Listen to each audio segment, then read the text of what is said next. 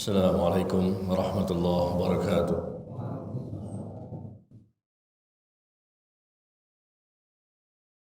Alhamdulillah bi ni'matihi tatimmus shalihat. Nahmaduhu wa nasta'inuhu wa nastaghfiruh. Wa na'udzu billahi min shururi anfusina wa min sayyiati a'malina. Man yahdihillahu fala mudilla lahu wa man yudlil fala hadiya lahu. Asyhadu an la ilaha illallah wahdahu la syarika lah wa asyhadu anna Muhammadan abduhu wa rasuluh sallallahu alaihi wa ala alihi wa sallam. Amma ba'd. Ikhwan dan akhwat kaum muslimin yang saya muliakan, dalam rangka untuk bisa termotivasi mengamalkan Islam dan sunnah Nabi sallallahu alaihi wasallam. Pada hari ini kita akan membahas suatu tema yang sangat penting untuk kita semua, yaitu tentang sudahkah ilmu menjadi bermanfaat dan berkah? Sudahkah ilmu menjadi bermanfaat dan berkah? Suatu pertanyaan yang harus kita jawab oleh masing-masing kita, baik ikhwan maupun akhwat, karena selama ini tentunya kita sudah pernah belajar, pernah menimba ilmu, pernah mendatangi majelis taklim di sana sini, dan apakah ilmu yang sudah kita pelajari tersebut mendatangkan manfaat? Apakah ilmu tersebut mendatangkan keberkahan? Apa itu berkah? Berkah itu artinya ziyadatul khair, bertambahnya kebaikan, bertambahnya kebaikan. Seseorang yang sudah banyak sekali belajarnya, banyak membaca, banyak mendengar, namun kadang-kadang ilmu yang sudah dipelajari tidak membekas. Ada apa ya? Sudah banyak yang didengar, sudah banyak yang dibaca, tapi kenapa sulit untuk diamalkan ilmu yang sudah kita ketahui? Kenapa ilmu yang sudah didengar dan dipelajari tidak membekas ke dalam hati kita? Ada apa ya? Karena tidak mungkin seorang mukmin yang sejati, orang yang saleh dan salehah dan bertakwa akan mengalami hal seperti ini. Orang-orang yang dijaga oleh Allah, ilmu apapun yang mereka dengar, maka mereka mudah untuk memahaminya, mudah untuk mengamalkannya, mudah untuk mendakwahkannya, dan mudah untuk mempertahankannya sampai datangnya malaikatul maut mencabut nyawanya. Bisa jadi di antara kita ada yang mengalami hal seperti itu, yaitu ilmu sudah banyak yang didengar dari majelis tatur dan majelis taklim yang lain, narasumber pun banyak sekali, buku pun banyak sekali yang dibeli. Apakah jadi pajangan, atau dibaca judulnya, atau dibaca isinya. Tapi yang dinilai oleh Allah adalah apakah setelah kita memahami dan mempelajari ilmu tersebut mendatangkan manfaat, mendatangkan keberkahan, yaitu kita mampu mengamalkannya. Di akhirat Allah tidak bertanya setinggi apa ilmu kita. Di akhirat Allah tidak bertanya sebanyak apa pengetahuan yang telah kita peroleh. Tapi yang Allah tanyakan kepada kita adalah seberapa banyak ilmu yang telah kita amalkan. Yang telah kita amalkan. Makanya Nabi SAW bersabda, la tazulu qadama 'abdin yaumal qiyamah hatta yus'ala an umrihi fima afna. Tidak akan bergeser, tidak beranjak kedua kaki seorang hamba pada hari kiamat sampai ditanyakan kepadanya tentang masalah umurnya, untuk apa dia habiskan. Umur yang pertama kali Allah tanyakan kepada kita. Usia adalah amanah dari Allah, dan Allah tanyakan kepada kita, sekian tahun, sekian puluh tahun kita berada di muka bumi ini, dihabiskan untuk apa? Dari hari ke hari, dari minggu, dari bulan, dari tahun, semuanya akan diminta pertanggungjawaban.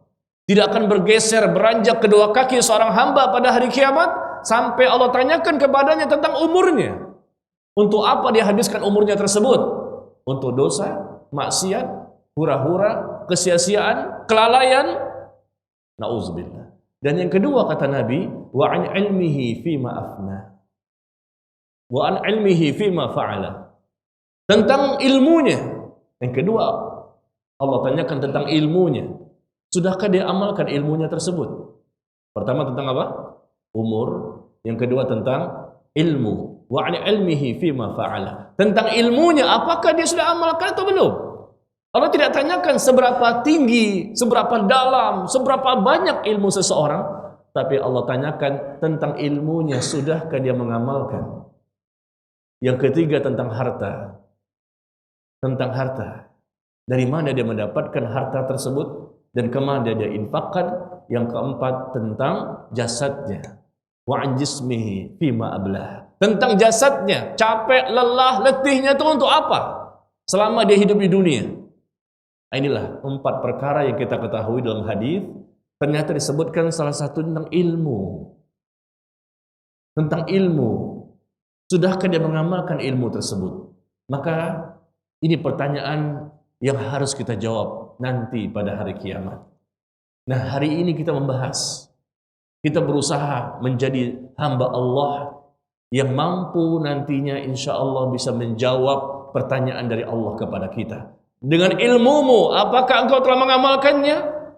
Maka kita pun berusaha selama kita masih hidup di muka bumi ini untuk mengamalkan ilmu yang telah kita ketahui. Ilmu yang benar, ilmu yang bermanfaat. Apa artinya? Ilmu yang benar dan bermanfaat. Berarti ilmu itu adalah yang berasal dari Allah dan Rasulnya Sallallahu Alaihi Wasallam. Yang memenuhi 2 persyaratan. Ilmu yang benar dan bermanfaat berarti memenuhi 2 persyaratan, yaitu ilmu itu adalah ikhlas, niatnya betul-betul karena Allah, dan yang kedua ilmu tersebut sesuai dengan sunnah Nabi, syariat Nabi Sallallahu Alaihi Wasallam. Nah, ikhwan dan akhwat sekalian,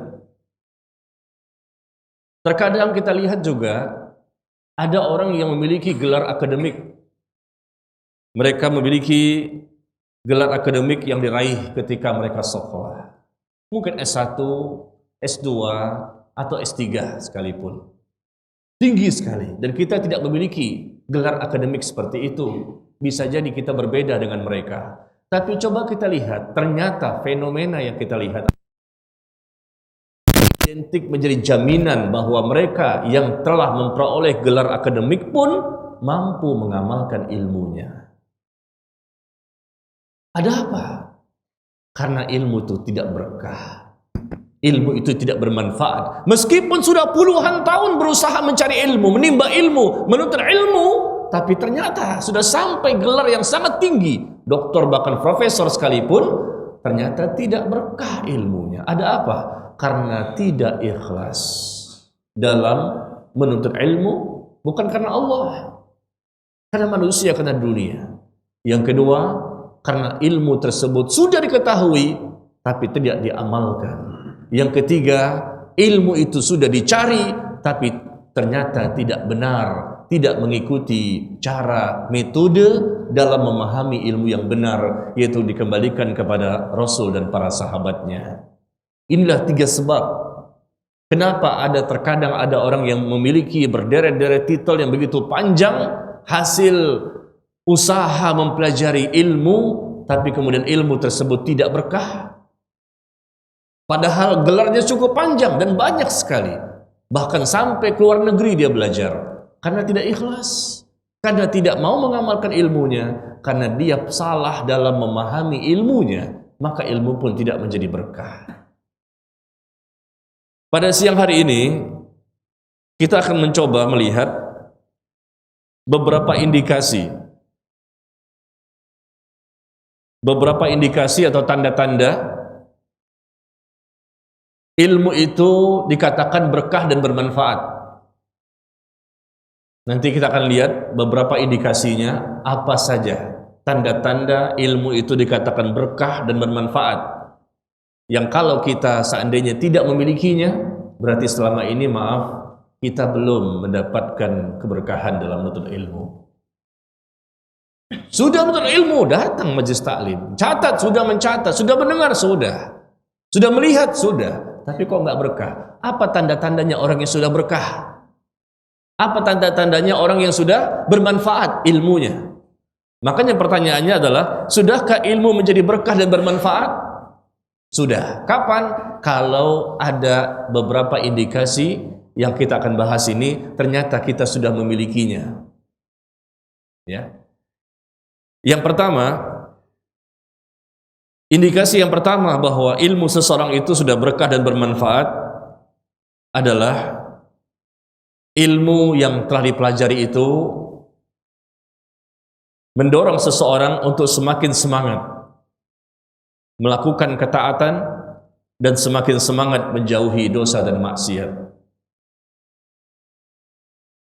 Dimanapun kita belajar dengan narasumber yang sahih, yang mengajarkan Quran dan Sunnah, kembali kepada manhaj salaf, kembali kepada cara beragama orang-orang terdahulu dari Rasulullah, para sahabat, para tabi dan seterusnya. Nah, kita belajar, banyak mendengar, banyak melihat, banyak membaca. Berkahnya dari mana ketahuan bahwa ilmu kita sudah berkah dan bermanfaat? Yang pertama adalah ilmu tersebut selalu mendorong kita untuk semakin semangat melakukan berbagai macam ketaatan dan semakin semangat untuk menjauhi berbagai macam kemaksiatan. Ini indikasi yang pertama. Apakah kita sudah sampai seperti itu? Kalau seandainya kita belum sampai dan belum mendapatkan hasil seperti ini, berarti ilmu kita selama ini belum berkah. Berarti ilmu yang kita dapatkan selama ini belum bermanfaat. Meskipun sudah banyak yang kita dengar dari buku, dari YouTube, dari mana kita berusaha mencari ilmu, tapi ternyata tidak membuat kita semakin semangat, semakin malas untuk mendatangi majelis taklim, semakin malas untuk melakukan amal-amal yang wajib maupun yang sunnah. Tidak ada rasa semangat yang tinggi. Iman sering turun, jarang naiknya. Ada apa ya? Berarti hati kita qalbun marid, hati yang berpenyakit.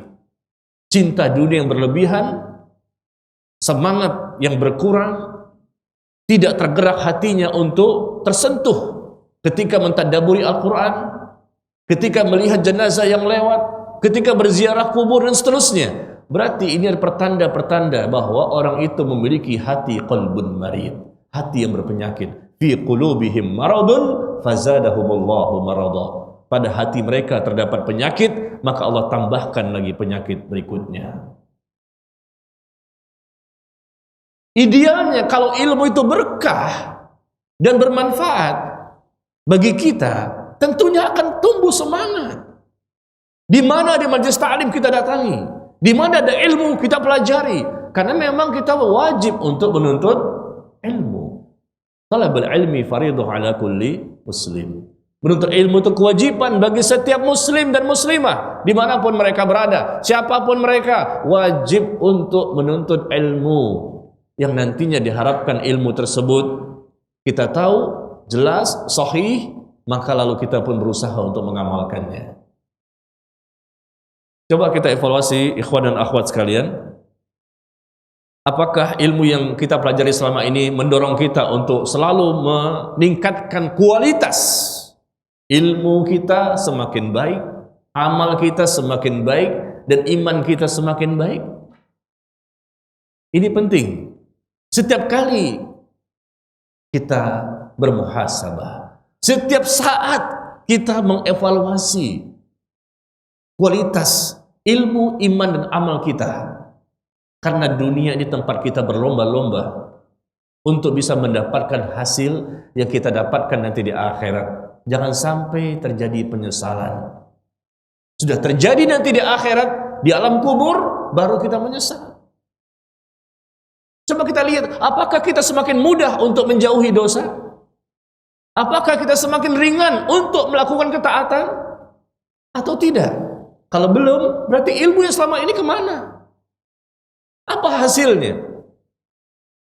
Yang dicatat banyak, berlembar-lembar, ganti buku yang lain, catat lagi. Apa kata Ustaz? Catat lagi, ganti buku yang lain. Buku juga banyak yang dibaca, judulnya yang dibaca.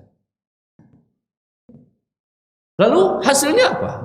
Apakah kita memang diwajibkan oleh Allah untuk hadir hanya mendengar saja, hanya mencatat saja, hanya melihat saja, pengen tahu siapa sih ustadznya, apa sih temanya, di mana sih masjidnya? Itu bukanlah tujuan akhir. Tujuan akhir kita adalah kita ingin bertambah semangat untuk melakukan berbagai macam ketaatan dan menjauhi berbagai macam dosa dan kemaksiatan. Itu yang pertama. Indikasi ilmu kita berkah. Kenapa berkah? Karena kita berusaha untuk meraih ridho Allah, ikhlas tadi, dan mengikuti sunnah. Kalau ilmu tidak berdasarkan keikhlasan dan tidak mengikuti syariat yang Nabi ajarkan, demi Allah tidak akan berkah selama-lamanya. Tidak akan berkah. Makanya indikasi yang kedua, seseorang itu semakin berkah dan bermanfaat ilmu yang dia miliki adalah ia semakin ikhlas dalam beribadah. Semakin ikhlas dalam beribadah kepada Allah dan semakin berusaha menyesuaikan dirinya dengan syariat dan sunnah Nabi sallallahu alaihi wasallam dalam mempelajari ilmu, mengamalkan ilmu, mendakwakan ilmu dan mempertahankan ilmu. Ini indikasi yang kedua. Kalau yang pertama, dia semakin semangat untuk menjauhi dosa, semakin semangat untuk melakukan berbagai macam ketaatan. Ini alhamdulillah. Kita bukan ujub ya, tapi Allah yang menilai, bukan kita. Tapi paling tidak kita bisa mengevaluasi. Wah, saya semakin semangat. Mudah-mudahan saya termasuk orang yang ilmunya berkah, ilmunya bermanfaat. Wah, saya ternyata kelihatannya sepertinya saya semakin ikhlas, semakin mengikuti sunnah. Prediksi kita ya, penilaian kita. Jangan ujub dulu, jangan pede dulu. Karena yang penting adalah penilaian Allah tabaraka wa ta'ala. Tapi paling tidak kita selalu mengevaluasi. Sudah ikhlas atau belum ya saya? Sudah sesuai syariat atau belum? Indikasi yang kedua bahwa ilmu seseorang itu berkah dan bermanfaat, pasti dia akan berusaha mengikhlaskan niat di dalam hatinya. Ini hasil yang kita inginkan. Kemana saja kita hadir di majelis taklim, yang kita inginkan semakin ikhlas, semakin mengikuti sunnah Nabi sallallahu alaihi wasallam. Al-Imam Ibnul Jauzi rahimahullah berkata dalam kitabnya Talbisul Iblis, ya, di halaman 389, ketahuilah, kata beliau, bahwa sesungguhnya awal mulanya perangkap iblis, pertama kali perangkap jebakan tipu daya iblis pertama kali bagi manusia, apa itu? Kita pengen tahu kan? Apa ini? Yang pertama kali menjadi perangkap jebakan dan tipu daya iblis kepada manusia, yaitu apa? Kata beliau, yaitu untuk menjerumuskan manusia ke dalam kesesatan dengan cara apa? Menghalang-halangi mereka dari ilmu agama yang bersumber dari Al-Quran dan As-Sunnah. Itu langkah yang pertama kali. Belum yang lain.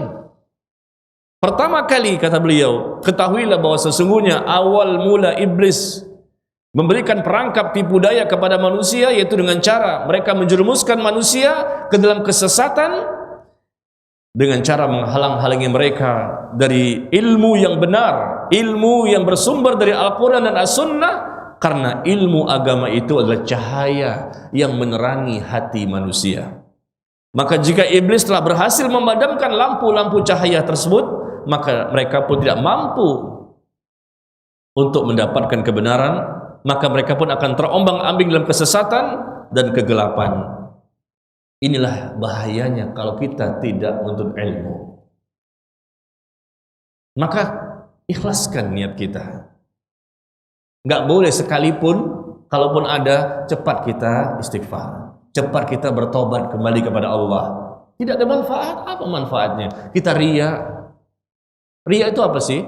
Pamer, memamerkan ilmu kita. Tuh, saya hafal ayatnya, saya hafal hadisnya. Antum gimana? Nggak hafal lah? Gimana sih antum? Apa gitu hasilnya? Apakah ini hasil kita menuntut ilmu? nggak berkah. Berarti riya, ingin memamerkan, ingin mempertontonkan, ingin memperlihatkan ilmu kita pada orang lain. Tujuannya untuk apa? Supaya dipuji. Supaya dipuji. Antum ini males ya, kalau datang ke majelis taklim, anak nih muter-muter kemana aja anda datang. Bangga dia, ujub dengan dirinya. Di mana di majelis taklim, anda hadir. Antum jarang hadir gimana? Nggak seperti anak. Masya Allah. Oh, antum sering hadir ya? Iya. Hasilnya apa? Ya itu kemarin. Hasilnya apa? Ya itu kemarin. Apa itu? Itu ada di YouTube. Bukan masalah YouTube. Antum hasilnya apa? Hanya riak saja. Ujub, pamer, sum'ah, menceritakan amal soleh, hadir sana, hadir sini. Allah nggak lihat itu semua. Allah ingin lihat adalah hasil. Bukan jasad kita, bukan harta kita. Allah pertamakan hati kita. Ikhlas apa tidak? Setelah itu amal kita sesuai dengan sunnah atau tidak. Jangan berbangga-banggalah kita masalah untuk ilmu ini. Ini penting ikhwan dan akhwat sekalian. Karena kita memang, ana dan antum, selama di muka bumi ini insya Allah selalu untuk ilmu. Selalu belajar. Tapi tolong jangan bangga dulu. Bisa jadi di antara kita sudah merasa ada perbedaan. Dulu saya tidak tahu, sekarang saya tahu. Dulu saya nggak berilmu, sekarang saya berilmu. Dulu bukunya dikit di rumah, sekarang wah berjejer. Bahkan bukunya pun dipajang di ruang tamu. Betul? Jadi orang datang bertamu, wah bukunya banyak ya. Iya, udah baca semua nih? Udah judulnya. Udah baca semua, judulnya semuanya sudah tamat. Judulnya dan harganya ketika membeli, tamat, selesai. Isinya bahkan masih diplastikin, belum dibuka plastiknya. Allah, musibah itu. Maka ketika antum bertanya, barangkali seperti itu ya, ada, udah dibaca ini Pak, Bu? Belum. Tadi ya sementara koleksi dulu lah. Belajarnya kapan? Nanti ketika kami sempat membacanya. Maka ucapkan kepadanya, Inna lillahi wa inna ilaihi raji'un. Loh, emang ada kematian? Bukan kematian. Anda tidak baca buku itu berarti musibah. Saya kan sibuk. Sejauh mana kesibukan kita? 24 jam. Seminggu berapa jam? Sebulan berapa jam? Masa tidak ada waktu? Maaf, ini fenomena yang kita lihat. Baik yang awam, yang belum mengenal sunnah, maupun yang sudah ngaji kemana-mana. Kalau ditanya, udah baca belum? Belum juga. Udah selesai belum? Belum juga. Bukunya tipis. Buku tipis membutuhkan waktu berbulan-bulan. Musibah ini. Bagaimana buku yang tebal? Kalau untuk masalah dunia dikejar, pergi gelap, pulang gelap. Kenapa? Fulus. Ini cari. Nauzubillah. Padahal ilmu itu lebih penting dibandingkan makan dan minum. Kata Imam Ahmad bin Hanbal. Makan dan minum paling kita butuh 2 atau 3 kali sehari. Tapi dengan ilmu, kata beliau, kita butuh ilmu itu seperti desahan nafas, tarikan nafas. Setiap tarikan nafas kita butuh ilmu, kata beliau. Masya Allah. Karena banyak ikhwan dan akhwat saya mengajar di berbagai tempat. Ketika saya tanyakan, udah baca buku itu? Belum. Saya tanyakan lagi bulan depan, udah selesai? Belum. Tanyakan bulan depan, udah selesai? Belum. Belum juga, karena bukunya tipis. Kemana? Bingung untuk menjawab. Apakah tersibukkan dengan menghafal Quran? Enggak juga. Tersibukkan menghafal hadis? Enggak juga. Tersibukkan membaca buku yang lain? Enggak juga. Enggak berkah ilmunya, makanya sulit untuk diamalkan. Hatinya pun tidak jadi bersih dan tidak bisa memiliki qalbun salim. Ya. Jadi kembali saya ulangi, indikasi yang kedua ini adalah seseorang itu semakin ikhlas, itu berkah, bermanfaat ilmu yang telah dia ketahui. Dan semakin berusaha mengikuti sunnah, berusaha untuk memenuhi 2 syarat untuk diterimanya amal, yaitu ikhlas dan mengikuti sunnah. Itu syarat untuk diterimanya amal. Ketika ikhlas tapi tidak sesuai syariat, enggak diterima amal tersebut. Ketika sesuai syariat, sesuai sunnah tapi tidak ikhlas, enggak juga diterima amal tersebut. Harus memenuhi 2 syarat diterimanya amal, yaitu ikhlas dan mengikuti syariat, mengikuti sunnah. Bagaimana contoh, bagaimana praktek, bagaimana amalan, bagaimana yang diajarkan, bagaimana yang didakwahkan oleh Nabi Muhammad sallallahu alaihi wasallam dan para sahabatnya ridwanullah alaihim jami'an. Mereka contoh kita. Kalau kita masih suka yang menyelisihi syariat, masih suka yang menyelisih sunnah, nggak pernah diajarkan, diamalkan, dipraktekkan, didakwakan, diajarkan, apa ini sesuatu hal yang sifatnya baru? Berarti maaf, ilmu kita nggak berkah karena masih mengambil yang lain. Berarti kita termasuk orang yang belum mendapatkan hidayah yang banyak dari Allah. Hidayah sedikit, hanya menjadi muslim, KTP-nya Islam. Karena kalau orang yang betul-betul mengambil sunnah, mengambil Al-Quran sebagai patokan, dia pun mengikhlaskan niat dan meninggalkan perkataan yang lain yang menyelisihi Al-Quran dan As-Sunnah, itu pertanda dia mendapatkan hidayah. Allah berfirman di surah Az-Zumar, di surah ke-39 ayat ke-18, Fabashshir ibad, berikan kabar gembira kepada hamba-hambaku, alladzina yastami'unal qaul fayattabi'una ahsanah, itu orang-orang yang mereka mendengarkan perkataan lalu memilih perkataan yang paling terbaik di antara seluruh perkataan yang ada. Dan kita tahu perkataan yang terbaik di antara seluruh perkataan yang ada adalah Al-Quran. Berikan kabar gembira kepada hamba-hambaku, yaitu ketika mereka mendengarkan perkataan, banyak perkataan yang mereka dengar, lalu mereka memilih Al-Quran, tinggalkan semua yang menyelisih Al-Quran. Ketika memilih Al-Quran berarti otomatis memilih sunnah. Nah, apa kata Allah ketika bersikap seperti itu? Maka Allah katakan, ulaika alladzina hadahumullah wa ulaika hum ulul albab. Mereka yang hanya mengambil Al-Quran dan meninggalkan perkataan yang lain yang menyelisih Al-Quran, maka kata Allah, mereka itu orang-orang yang telah mendapatkan hidayah dari Allah. Orang yang telah mendapatkan hidayah dari Allah, dan mereka itulah orang yang memiliki akal yang sehat. Tuh. Az-Zumar ayat berapa? 18. Jadi begini cara kita beragama. Ini patokan kita. Kita belajar pada siang hari ini, ya, melihat indikasi-indikasi apa saja yang benar, apa saja yang salah. Sehingga kedepannya kita akan semakin baik. Berusaha, harus ada usaha. Dan nanti Allah akan berikan hasilnya kepada kita. Kalau kita mengandalkan kekuatan diri kita saja, tidak akan mungkin kita bisa mendapatkan ilmu yang berkah dan bermanfaat selama hidup kita. Nggak bisa.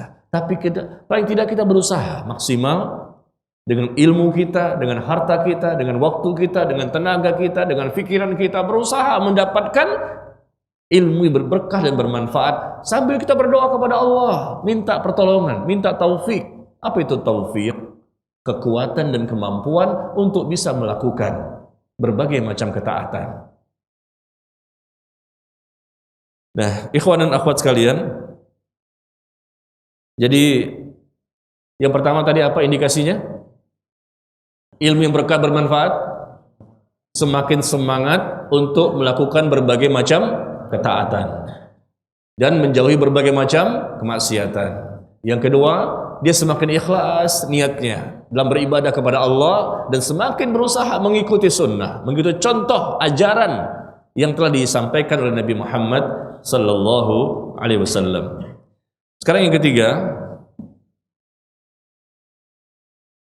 apa indikasi ilmu itu sudah berkah? Sudahkah ilmu menjadi berkah dan bermanfaat? Indikasi yang ketiga yang harus kita miliki semua, saya maupun Anda, adalah orang tersebut semakin qanaah. Dia semakin qanaah, ya, selalu merasa cukup dan zuhud pada dunia.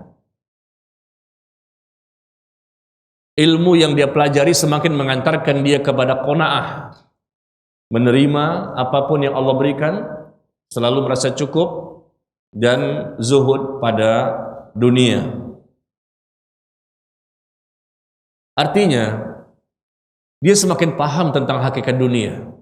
Dunia ini sementara dan pasti akan ditinggalkan, kan? Dia tahu bahwa dunia akan binasa dan hancur semuanya. Sedangkan akhirat adalah sesuatu yang kekal abadi selama-lamanya. Maka ketika terjadi sesuatu masalah, terjadi problematika, terjadi ada musibah, ya, ada sesuatu yang membingungkan, dia hadapi dengan tenang. Ini hasil dari ilmu yang bermanfaat dan berkah. Orang itu nggak akan mudah stres. Stres berat itu tidak ada dalam kamus orang mukmin sejati. Orang yang stres berat, bingung, shock, stroke sampai meninggal dunia, itu hanya dimiliki oleh orang-orang yang tidak beriman. Atau orang-orang yang jauh dari Allah dan Rasulnya, jauh dari Islam, jauh dari Al-Quran dan As-Sunnah. Hasil dari ilmu. Maaf, ilmu itu hasilnya apa? Oh, ternyata jenggotnya semakin panjang. Lah, terus bajunya berubah. Semenjak dia belajar nih, bajunya semakin panjang. Apakah itu hasil? Itu zahir. Ibu-ibu juga ternyata jilbabnya semakin lebar, bahkan bisa dibawa terbang. Dan bisa dipakai buat kain kafan. Saking lebarnya untuk nutupi 3 lapis, 4-5 lapis. Bukan itu saja yang kita perhatikan. Lihat yang ketiga ini, dia semakin qanaah. Dengan masalah nggak mudah dia stres. Ada masalah, ada musibah, ada problematika, dia tenang. Galau itu wajar. Bingung itu wajar, manusiawi. Tapi sampai stres berat tidak. Itu ciri khas orang-orang yang ilmunya berkah dan bermanfaat. Kenapa? Karena dia tahu, sudahlah, ini ada masalah, ya sudah saya sikapi dengan tenang, ini pasti terjadi dengan izin Allah, pasti ini terjadi dengan takdir Allah, ya sudah, saya sikapi dengan baik agar mendapatkan pahala. Kalau saya sikapi dengan benar dan baik, maka mudah-mudahan saya yang punya dosa banyak ini, dosanya tergugurkan. Saya sikapi dengan baik, mudah-mudahan musibah itu, masalah itu bisa mengangkat derajat saya di sisi Allah semakin tinggi. Mudah-mudahan masalah itu, musibah itu, problematika itu menjadikan saya akan semakin baik lagi. Dan seterusnya, banyak hikmah-hikmah. Dia qanaah. Dapat berapa hari ini rezekinya? Dapatnya segini, ya sudah, terima. Terima. Karena Allah akan nanti tambahkan lagi. La in syakartum la azidannakum wa la in kafartum inna adzabi lasyadid. Kalau kau bersyukur kepada Allah, aku akan tambahkan nikmatku kepadamu. Qanaah, dia terima. Dia udah berusaha tentunya, bukan di rumah saja. Dia berusaha ke sana kemari, qanaah. Ternyata dapat segini, ya sudah, nggak apa-apa. Dia coba cari lagi, coba lagi. Dan dia tingkatkan ketakwaan dalam rangka mencari harta yang halal, rezeki yang halal untuk keluarga di rumah. Wa may taqillah yaj'al lahu makhraja wa yarzuqhu min haitsu la yahtasib. Barang siapa bertakwa kepada Allah, maka Allah akan berikan jalan keluar atas segala permasalahan hidupnya dan Allah akan berikan solusi. Wa yarzuqhu min haitsu la yahtasib. Allah pun akan berikan kepadanya rezeki yang tanpa disangka-sangka, rezeki yang tanpa diduga-duga. Ya. Jadi yang ketiga ini adalah ilmu itu akan mengantarkan pada seseorang yaitu sifat qanaah, selalu merasa cukup, ya, dan zuhud pada dunia. Boleh memiliki dunia, silakan. Kaya boleh, Islam tidak melarang seseorang untuk memiliki kekayaan. Tapi yang diajarkan dari ilmu yang sudah kita pelajari adalah ketika kita hanya mendapatkan sekian, ya sudah, terima, alhamdulillah, bersyukur. Itu hasil dari ilmu. Banyak yang sudah ngaji, yang sudah taklim, tapi ketika dapat sedikit, ya segini. Karena udah ikut sunnah. Kenapa jadi segini? Jadi perkiraan dia, kalau udah ikut sunnah nih, ikut taklim, seharusnya rezekinya semakin banyak. Kok jadi segini? Wah, kalau gitu tinggalin aja lah sunnah. Mendingan yang bid'ah. Dulu waktu anak masih belum hijrah, kekayaan anak banyak. Tapi begitu mengikuti yang sunnah, sesuai syariat, kekayaan anak semakin sedikit, semakin persulit kebutuhan. Itu ada. Ada ikhwan-ikhwan yang kadang-kadang mereka sudah ngaji, kemudian mereka mengeluh, Pak Ustadz, semenjak saya ngaji, ternyata semakin seret rezeki saya. Dulu ketika saya jarang ngaji dan tidak tahu tentang sunnah, ternyata rezeki saya banyak. Jadi, yang salah siapa? Maunya dia menuduh, berarti ustadz yang salah. Kita yang ngajarin dituduh bersalah. karena mengajarkan sunnah. Kenapa? Rezeki saya semakin berkurang. Subhanallah. Kita sholat itu bukan dalam rangka untuk supaya rezeki kita semakin banyak, uang kita semakin melimpah. Ada uang, gak ada uang, kita sholat. Betul? Mengikuti sunnah tetap harus lebih dahsyat baiknya. Kenapa disalahkan manhajnya? Kenapa disalahkan ustadznya? Yang salah berarti ilmu kita udah banyak, tapi kok nggak berkah? Berarti ada sesuatu. Jangan manhajnya disalahkan, jangan metodenya disalahkan, jangan kembali kepada sunnah. Anda semakin susah hidup sekarang. Dulu kayaknya tuh diterima di mana-mana. Sekarang banyak yang mencibiri. Kayaknya dulu mencari rezeki itu gampang di mana-mana. Kenapa? Halal, haram, hantam. Dulu. Sekarang kayaknya pilih-pilih kan. Ini boleh, ini nggak boleh. Subhanallah. Nah inilah ya. Jadi semakin qanaah. Orang itu semakin qanaah, semakin merasa cukup. Bukan berarti dia tidak berusaha. Tetap berusaha. Tapi dia tahu, ya sudahlah. Ini hasil dari ilmu. Dia semakin menerima apapun yang telah Allah takdirkan kepadanya. Dia semakin zuhud pada dunia. Artinya dunia itu tidak ada di hatinya. Itu namanya zuhud. Bukan dengan pakaian compang-camping. Ya, kelihatan miskin padahal miliarder tapi pakainya compang-camping apa? Zuhud. Bukan begitu. Zuhud itu tidak ada dunia di hati, dunia di tangan. Di hati hanya untuk Allah, di hati hanya untuk akhirat. Abu Bakar As-Siddiq radhiyallahu an pernah berdoa, Allahumma ja'alid dunya fi aidi wa ja'alil akhirah fi qalbi. Ya Allah, jadikanlah dunia berada di tanganku dan jadikan akhirat berada di hatiku. Pernah nggak doa seperti itu? Hah? Pernah doa seperti itu, ikhwan? Ya Allah, jadikanlah dunia ini berada di tanganku dan jadikanlah akhirat selalu berada di hatiku. Kalau seperti ini, kita akan qanaah. Tenang hidup kita. Ini hasil dari ilmu. Seberapa tahun kita menuntut ilmu, seberapa banyak kitab yang kita baca, di mana yang kita hadiri. Ujung-ujungnya apa? Lihat, indikasi hasil dari ilmu tersebut berkah atau bermanfaat. Ternyata dia semakin qanaah. Semakin baik kualitasnya, akhirat semakin berada di hatinya. Dulu dunia ada di sini, di hatinya. Tapi semakin dia belajar, semakin dia belajar, lama-lama dunia ada di tangannya. Lama-lama dunia ada di bawah telapak kakinya. Bagaimana siapa? Rasulullah dan para sahabatnya. Bagaimana para sahabat? Beliau 1, 2, 3 mereka berjihad dengan hartanya, dengan jiwanya. Rela mereka meninggalkan dunia ini, mati syahid. Bahkan itu yang dikejar. Kenapa sih? Karena mereka sudah berubah. Di hatinya dulu dunia di sini, sekarang sudah dimiliki oleh akhirat. Akhirat hanya ada di hati mereka, sehingga dunia berada di bawah telapak kaki mereka dan bukan menjadi tujuan. Dunia adalah sarana untuk mendapatkan tujuan kehidupan yang kekal abadi selama-lamanya di akhirat.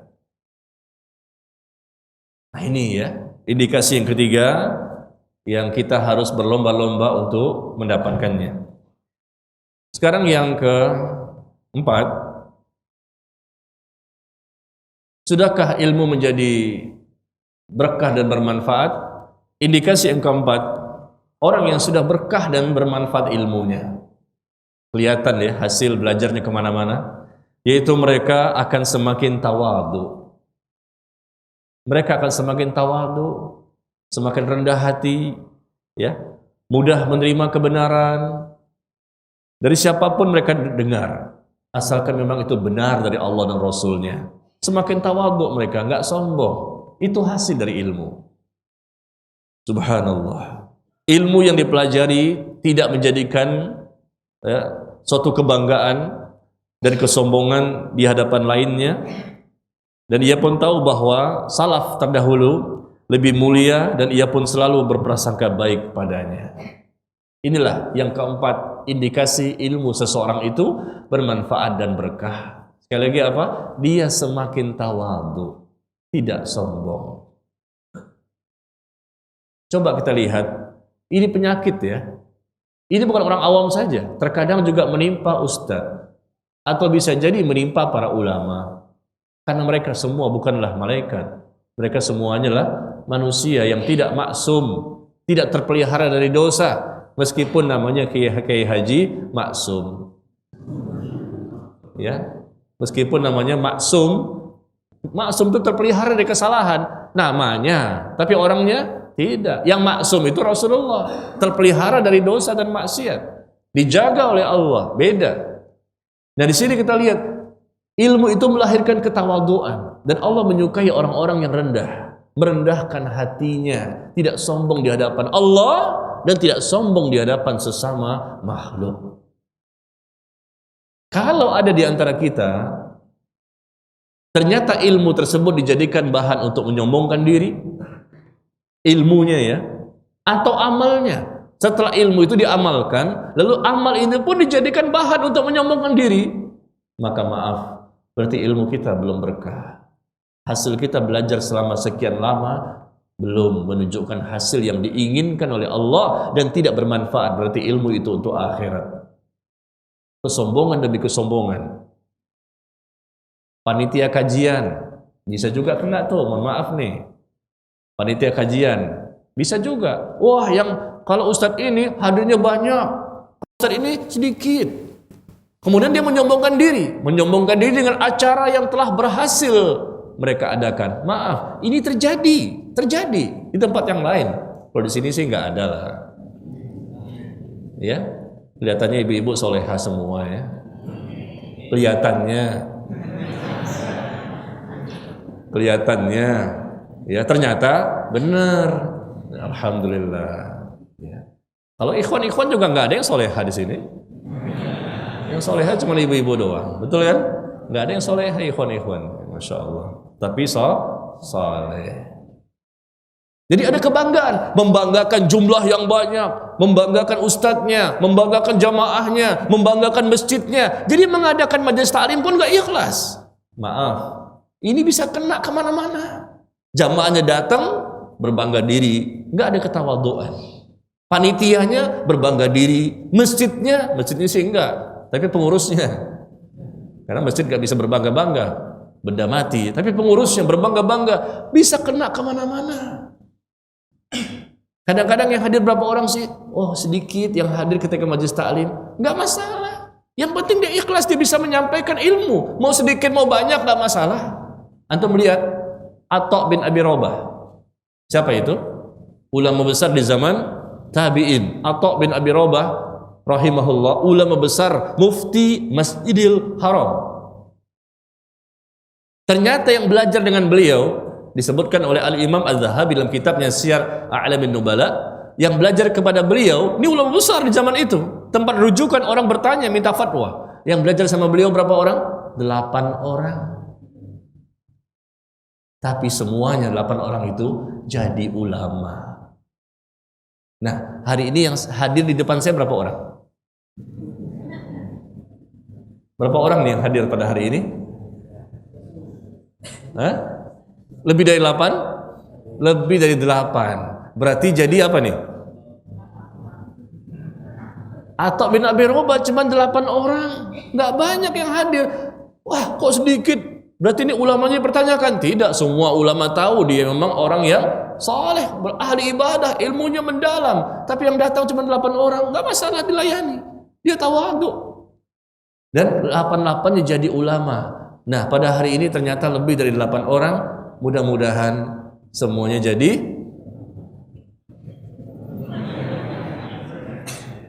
apa nih? Ya, mudah-mudahan jadi orang soleh. Kalau jadi ulama semua ya nggak apa-apa, itu lebih bagus lagi ya. Tapi nggak boleh kaum muslimin semua jadi ulama. Ya, nanti yang ngurus yang lain gimana? Semuanya ulama, yang ngurus dunia siapa? Yang mau diajarin siapa? Nggak ada yang mau belajar, karena apa? Ulama semua udah selevel semua. Mengajar di mana? Yang datang nggak ada. Kenapa? Sesama ulama. Ya, bahaya juga kan? Ya, tapi ulama itu orang-orang tertentu yang memang sangat mendalam ilmunya. Baik, iya, jadi ya semakin tawadhu, rendah hati, dan mudah menerima kebenaran dari orang lain selama itu memang sesuai dengan perkataan dari Allah dan Rasulnya. Ya. Maaf, ini masalah kita ya. Masalah yang kita, remeh bener nih hari ini kayaknya kajiannya nggak terlalu mendalam ya. Kayaknya gampang ini. Betul ya?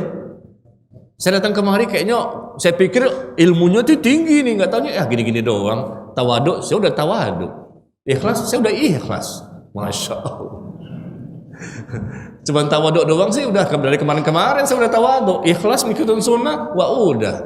Selalu bersemangat melakukan kebaikan, ya sudah itu memang setiap saat. Menjauhi berbagai macam kemaksiatan, itu memang pekerjaan saya. Masya Allah. Jadi merasa ikhwan dan akhwat kadang-kadang kecewa hari, begini doang kajiannya, udah semua ini. Betul? Indikasi pertama, indikasi kedua, ya.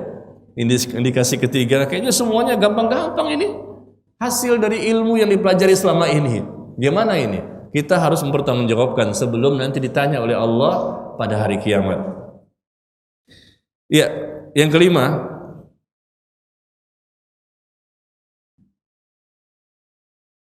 indikasi seseorang itu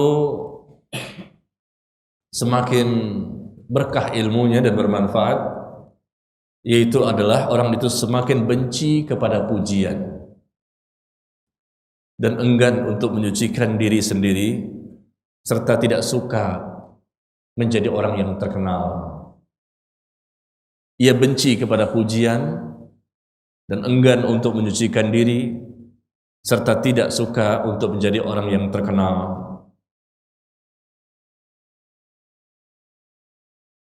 Kalaupun akhirnya dia menjadi orang terkenal, itu bukan menjadi tujuan yang dia inginkan, tapi memang Allah inginkan dia menjadi terkenal. Bukanlah menjadi tujuan utama dari orang tersebut.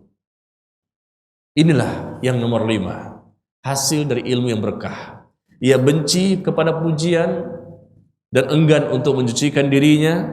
Ia merasa dirinya sudah suci, tidak. Dan dia pun tidak suka menjadi orang terkenal.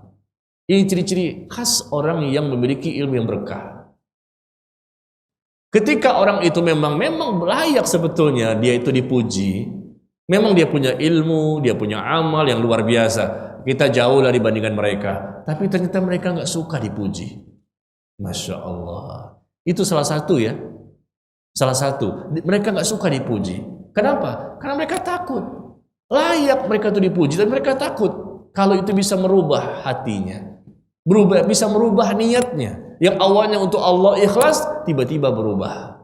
Dan dia juga gak suka menjadi orang terkenal.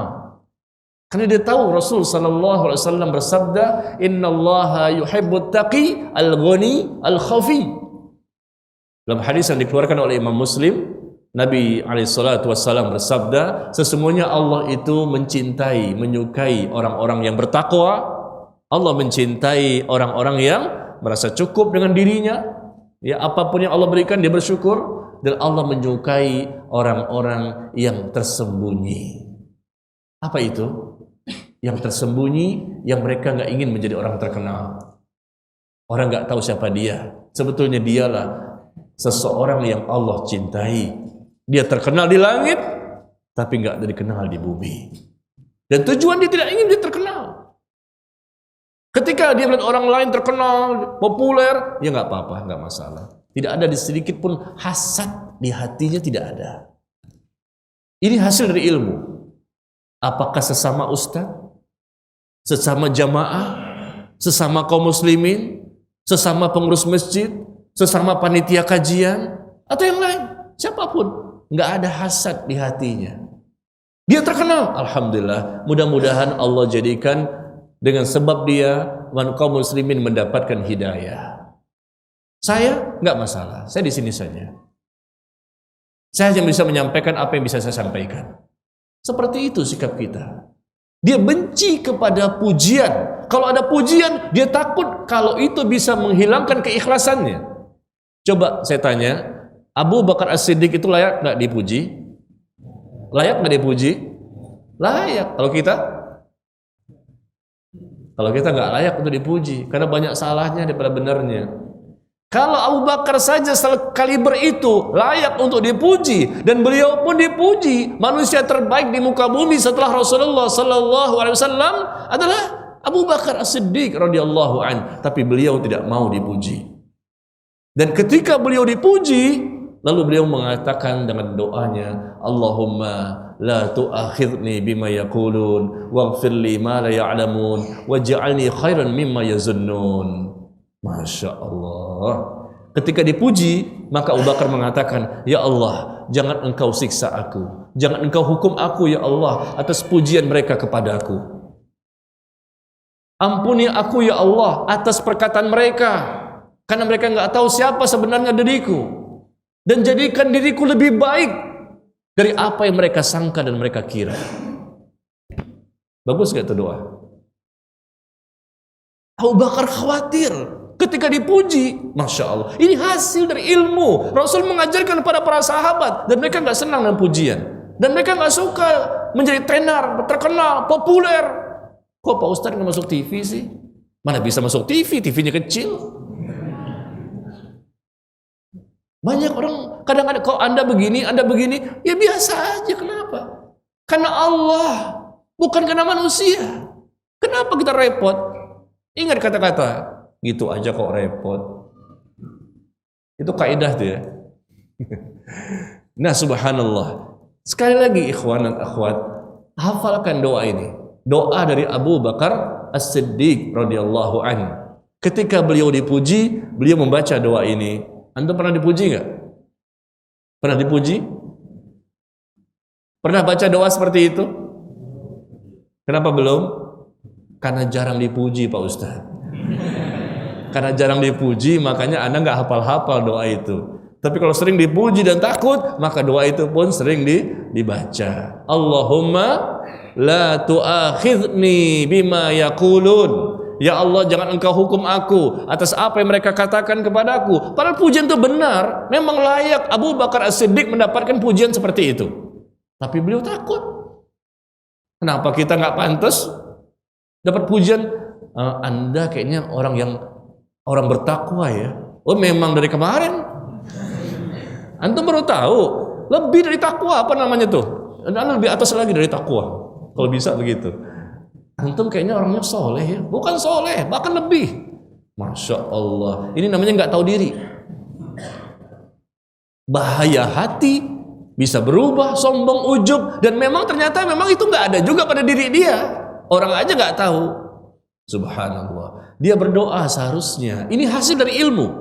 Siapapun yang memuji kita, dia mengatakan Allahumma la tu'akhidni bima yaqulun. Ya Allah, janganlah engkau hukum aku atas apa yang mereka katakan kepadaku. Waghfirli ma la ya'lamun. Ampuni aku ya Allah, ampuni aku ya Allah atas apa yang mereka katakan. Waj'alni khairan mimma yazunnun, dan jadikan aku lebih baik dari apa yang mereka sangka dan mereka duga. Masya Allah. Tapi tolong ya, ibu akhwat yang sudah memiliki suami, ketika suami memuji ibu, ibu jangan baca doa ini. Tolong. Ketika suami mengatakan, kamu semakin cantik ya, Allahumma la tu'akhidni bima yaqulun waghfir li ma la ya'lamun. Jangan. Suami memuji istrinya bagus, istri memuji suami juga bagus, selama memang ya tidak terlalu berlebihan lah ya. Memang istrinya cantik. Ya, lalu dipuji sama suaminya, maka jangan baca doa ini. Kalau suami dan istri saling memuji, bisa apa? Menumbuhkan romantis, harmonis, hubungan keluarga sangat dekat. Terjadilah rumah tangga yang sakinah, mawaddah, warahmah. Saling memuji, saling mencintai, saling menyayangi antara suami dan istri dengan suaminya. Maka saya katakan tadi, ya, kalau ini pujian kepada orang lain, ya, makanya kita berhati-hati. Tapi kalau suami dan istri itu biasa saling memuji dalam rangka untuk semakin meningkatkan hubungan kedekatan di antara mereka dan semakin menumbuhkan cinta agar bersemi kembali. Ya Bu ya, tolong doanya jangan dibaca ketika suami memuji ibu di rumah. Kemudian yang keenam,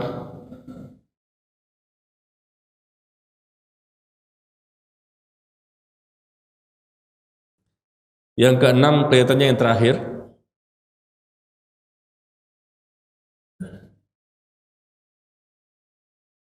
Yang keenam, yang terakhir, apa indikasi seseorang itu ilmunya telah berkah dan bermanfaat, dan kita ingin mendapatkan hal seperti itu, yaitu dia semakin, orang tersebut adalah orang yang semakin menambah rasa takutnya kepada Allah. Seseorang yang bertambah rasa takutnya kepada Allah, semakin dia menambahkan ilmu, semakin dia mengamalkan ilmu, semakin dia mendakwahkan ilmunya barangkali sesuai kemampuan, semakin bertambah rasa takutnya kepada Allah. Semakin bertambah rasa takutnya kepada Allah, maka ini merupakan indikasi ilmunya berkah dan bermanfaat. Dari mana kita tahu? Allah berfirman di surah Fatir, surah ke-35 ayat yang ke-28. Innama yakhshallaha min ibadihil ulama. Innama yakhshallaha min ibadihil ulama. Sesungguhnya orang yang takut kepada Allah itu hanyalah orang-orang yang berilmu, ilmu yang mendalam tentang Allah, ilmu yang mendalam tentang Islam, ilmu yang mendalam tentang Al-Quran, ilmu yang mendalam tentang Sunnah. Mereka akan tumbuh rasa takutnya kepada Allah. Dan manusia yang paling takut kepada Allah di muka bumi ini adalah para ulama dan orang-orang yang berilmu dengan ilmu yang benar tadi. Tapi kalau ilmunya tidak benar dan tidak juga ada keikhlasan, maka ilmunya tidak menjadikan dia bertambah rasa takut kepada Allah.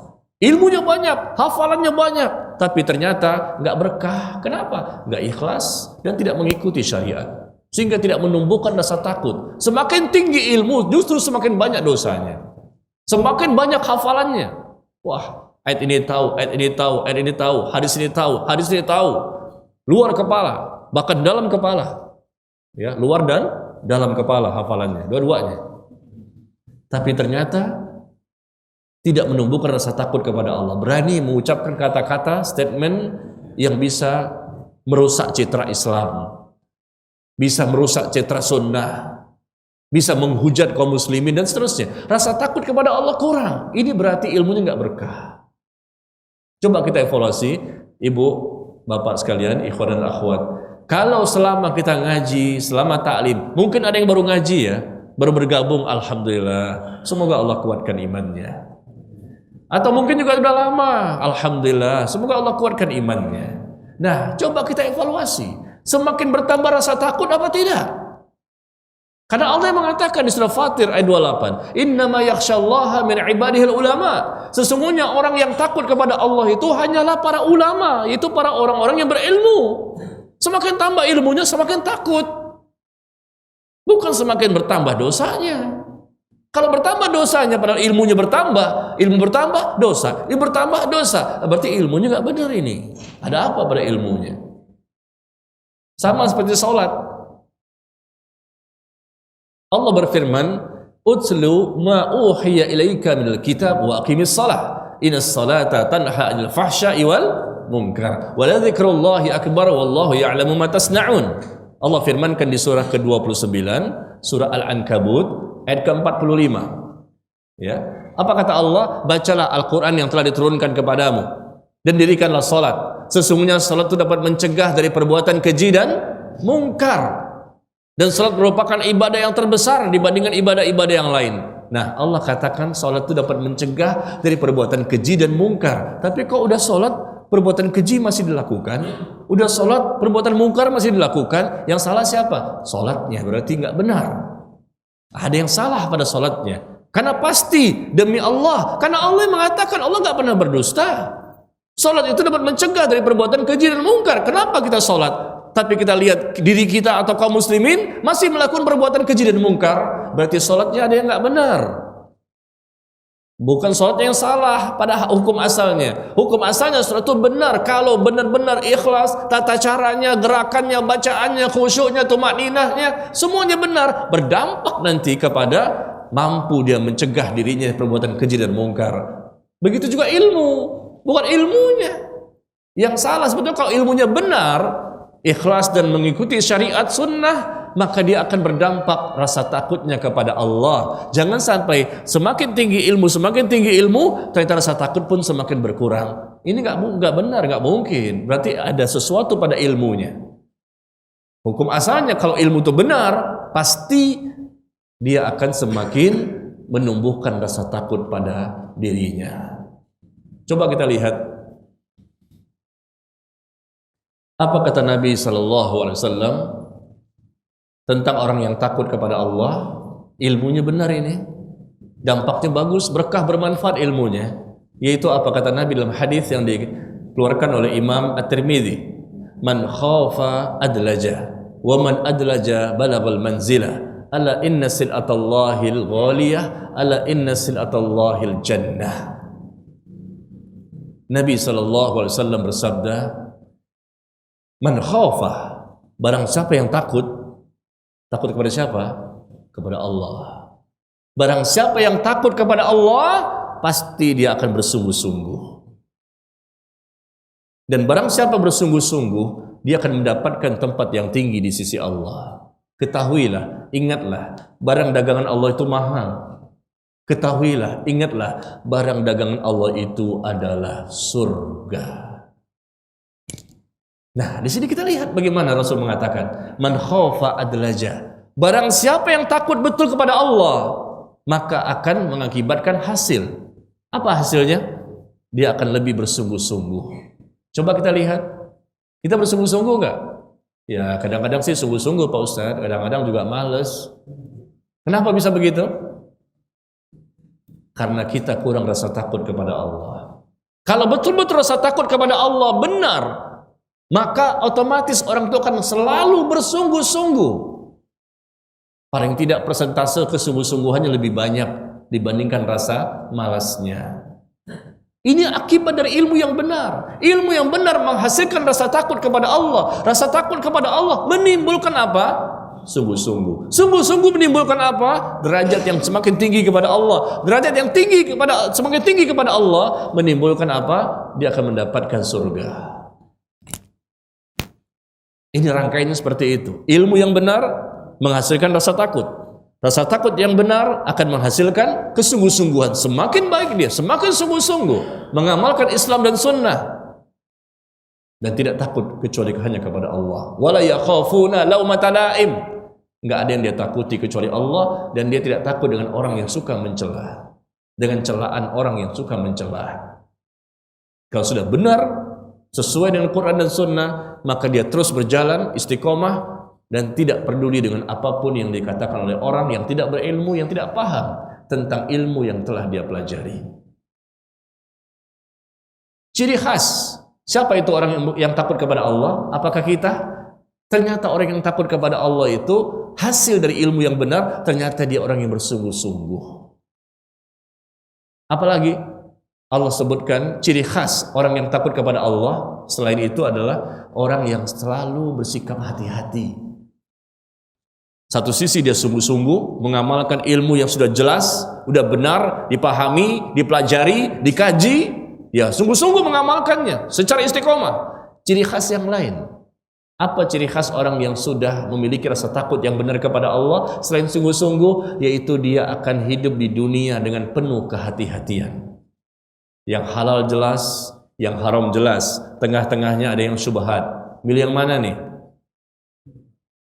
Kalau betul-betul rasa takut kepada Allah ada dari hasil ilmu yang benar tadi, otomatis dia milih yang halal, yang syubhat dia tinggalkan. Innal ladzina hum min khasyati rabbihim mushfiqun.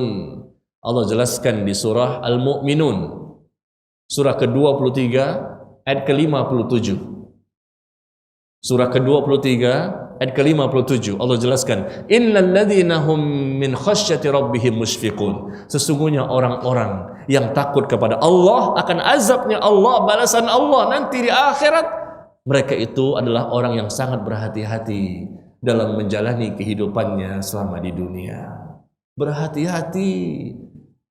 Itu kata Allah. Ciri khas orang yang takut. Innal ladzina hum min khasyati rabbihim mushfiqun. Sesungguhnya orang-orang yang takut kepada Allah itu adalah orang-orang yang sangat berhati-hati. Dia takut dengan azab Allah, dia takut dengan balasan Allah, dia takut dengan siksaan Allah, maka dia berhati-hati, nggak sembarangan.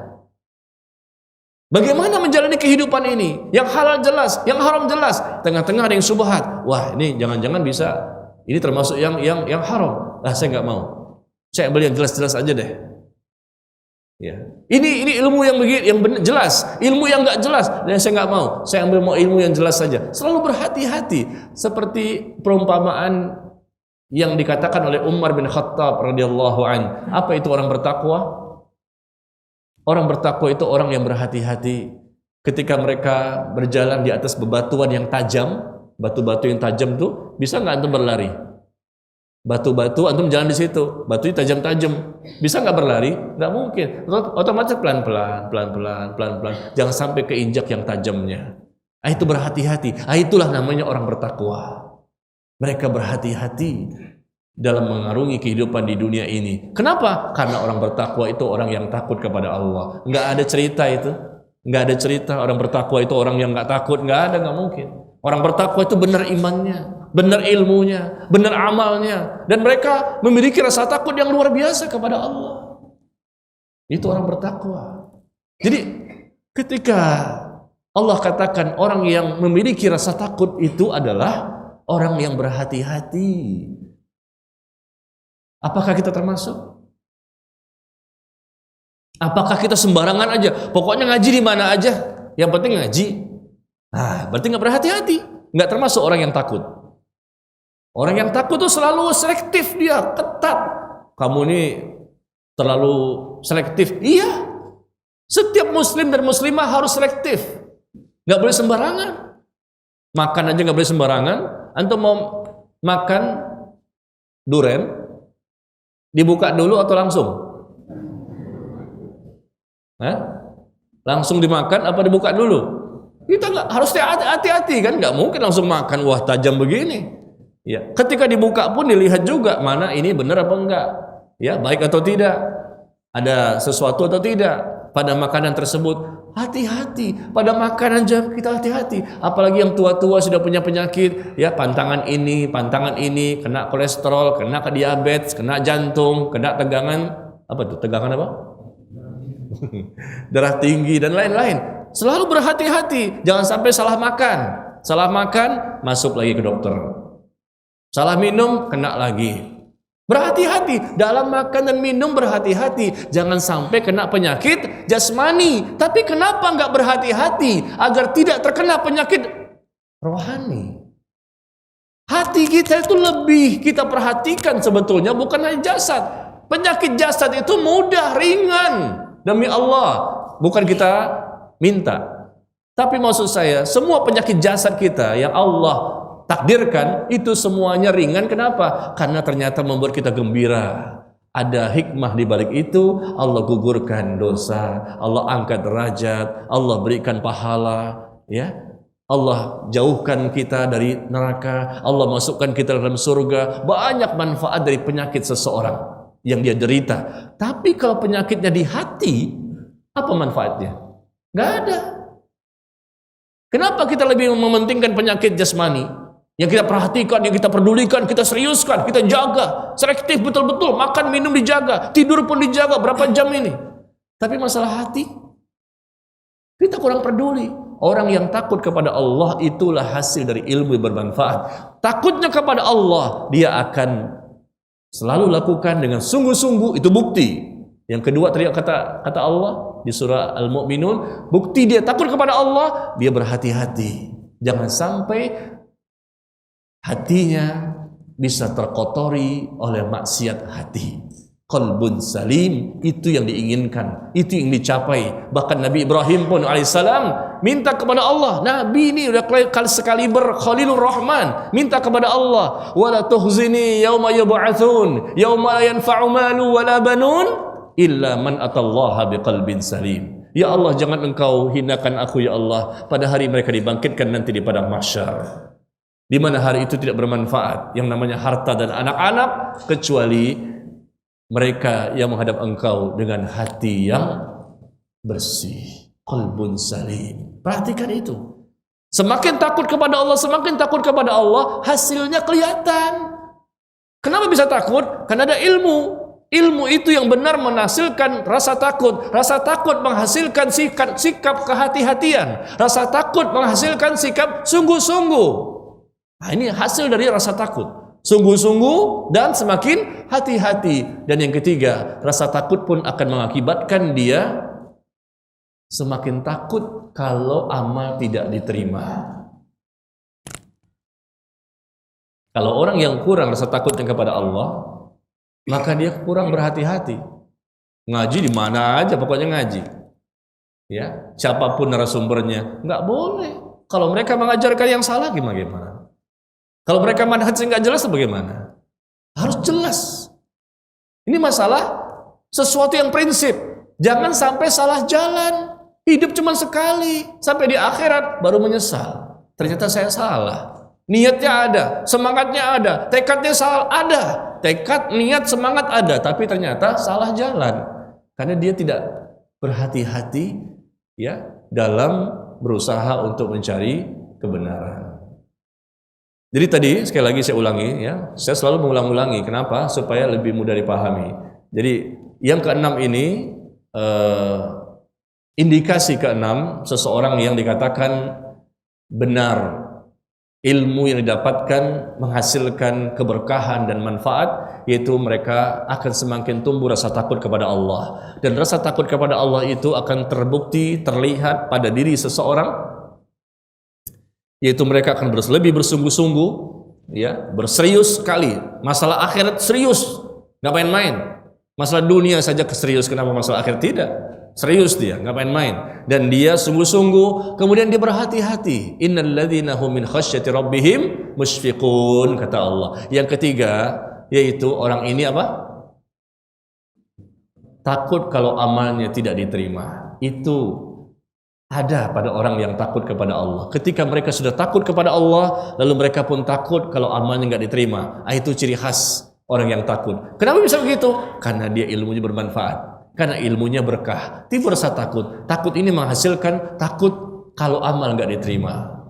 Coba kita lihat sekarang firman Allah di surah Al-Mu'minun ayat ke-60 dan 61. Di surah Al-Mu'minun surah 60 surah ke-23 ayat 60 dan 61. Walladzina yu'tuna ma ataw wa qulubuhum wajilah annahum ila rabbihim raji'un ulaika yusari'una fil khairat wa hum laha sabiqun. Al-Mu'minun ayat 60 dan 61. Allah jelaskan di situ, walladzina yu'tuna ma ataw wa qulubuhum wajilah. Dan orang-orang yang telah memberikan apa yang mereka berikan dengan diliputi rasa takut, hatinya takut kepada Allah, annahum ila rabbihim raji'un, karena mereka yakin bahwa mereka akan kembali kepada Allah. Mereka itu orang yang bersegera, ulaika yusari'una fil khairat. Mereka itu orang yang bersegera untuk mendapatkan kebaikan. Wa hum laha sabiqun. Dan mereka lah orang-orang yang lebih dahulu mendapatkan ganjaran. Apa yang kita bisa ambil manfaat dari ayat ini? Ketika ayat ini turun, maka Aisyah radhiyallahu anha bertanya kepada Rasul sallallahu alaihi wasallam, orang-orang yang memberikan apa yang mereka berikan, orang-orang yang memberikan apa yang mereka berikan dengan hati yang diliputi rasa takut kepada Allah, mereka memberikan lalu mereka takut, ada apa ya? Mereka memberikan lalu hati mereka takut. Apakah kata Aisyah maksudnya orang ini orang yang habis mencuri, minum khamr, atau berzina? Habis mencuri takut sama Allah, habis minum khamr takut kepada Allah, habis berzina takut kepada Allah. Apakah begitu maksud ayat ini? Orang-orang yang mereka itu memberikan sesuatu lalu mereka takut kepada Allah dan mereka yakin bahwa mereka akan kembali kepada Allah.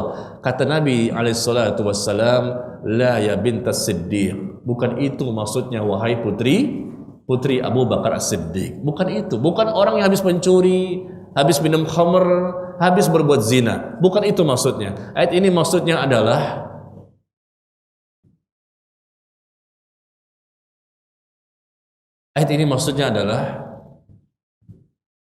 alladzina yusallun wa yasumun wa yatasaddaqun wa hum yakhafun an la yuqbala minhum. Maksud ayat ini adalah orang-orang yang mereka sudah sholat, mereka pun sudah berpuasa, mereka pun sudah bersedekah, tapi mereka takut kalau amal mereka tidak diterima. Ini maksud ayat tersebut. Walladzina yu'tuna ma atau wa qulubuhum wajilah. Dan orang-orang yang telah memberikan sesuatu lalu mereka takut kepada Allah, hatinya tumbuh rasa takut kepada Allah, bukan karena takut maksiat. Karena maksiat akhirnya mereka takut kepada Allah, bukan. Masya Allah, ini tingkatan yang luar biasa.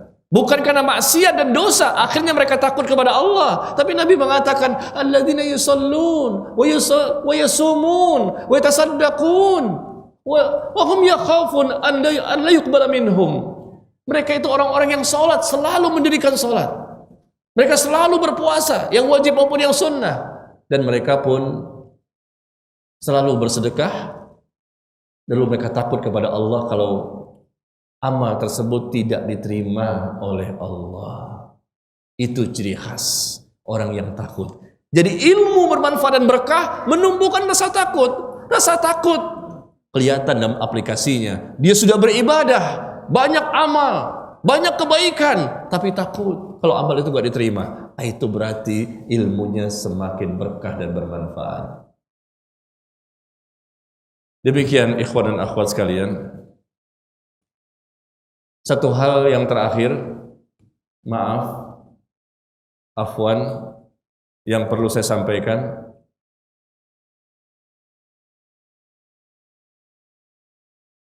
Tolong kepada ikhwan dan akhwat, agar kita memiliki ilmu yang berkah dan bermanfaat, tolong dengarkan ya. Agar ilmu kita ini berkah dan bermanfaat, maka, mohon maaf, jangan tersinggung, maka ketika taklim, jangan makan dan minum.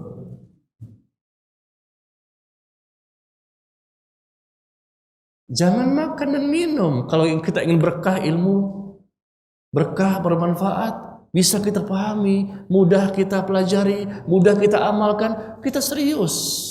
Ini firman Allah dibacakan, kita muliakan firman Allah itu. Hadis Nabi disampaikan, kita muliakan hadis Nabinya. Saya nggak apa-apa nggak dimuliakan, tapi firman Allahnya, hadis Nabinya. Maaf, saya melihat dari tadi kecerak-kecerek. Ini masuk video ini, ya, nggak boleh, haram. Nggak boleh. Kenapa? Kita kurang memuliakan dan menghormati ilmu. Ini adab penuntut ilmu. Mereka dengar, mereka diam, mereka mencatat, mereka serius berdoa kepada Allah agar ilmu itu mudah dipahami dan dipelajari dan bisa diamalkan. Bukan sambil bermain-main, sambil makan, sambil minum, sambil ngobrol. Wallahi, nggak berkah. Maaf ya. Kenapa? Karena kita sedang belajar masalah ini. Ternyata terlihat. Tidak sedikit. Nah ini nggak tahu siapa yang salah nih. Barangkali ada panitia yang memberikan, atau mungkin ada seorang yang memberikan. Minum pun kita upayakan jangan dulu lah. Saya aja belum minum. Masya Allah. Yang capek sebetulnya siapa sih ngomong? Yang mendengar atau yang berbicara? Bahkan maaf, saya lihat tadi ada yang minum dengan tangan kiri.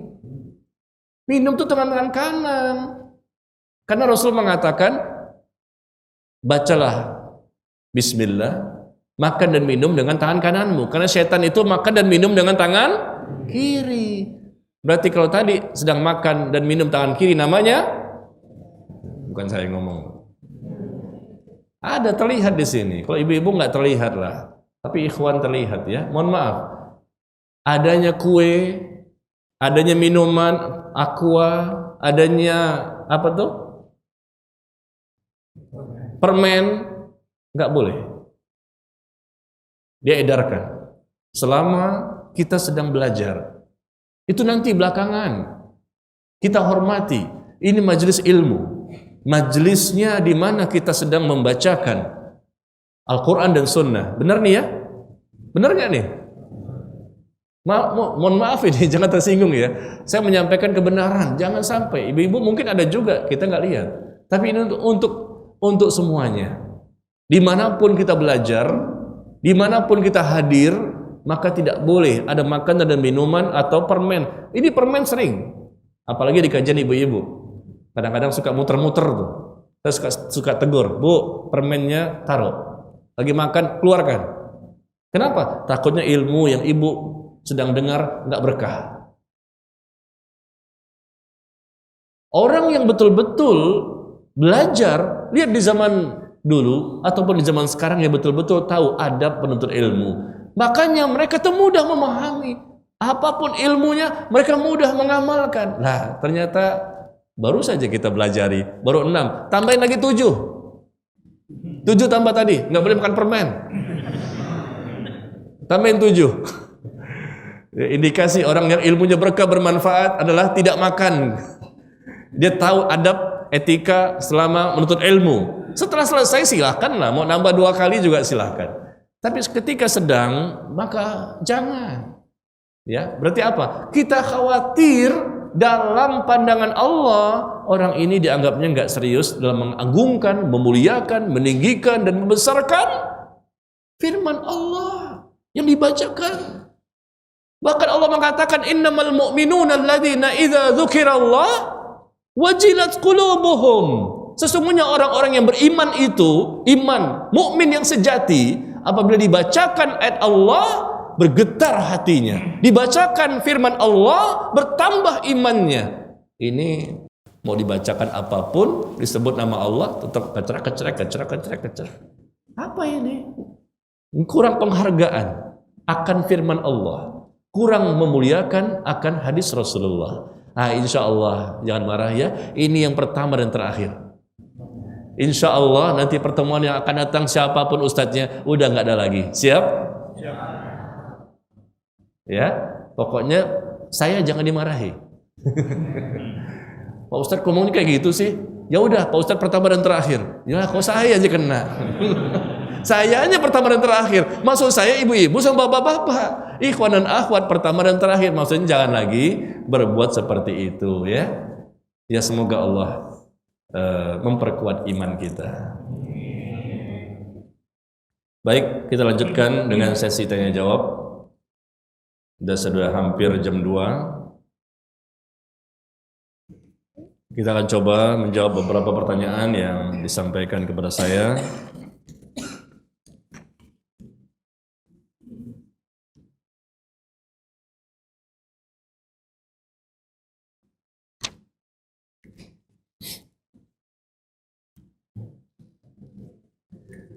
Nah, sebelum saya jawab, saya persilahkan dulu untuk minum lah.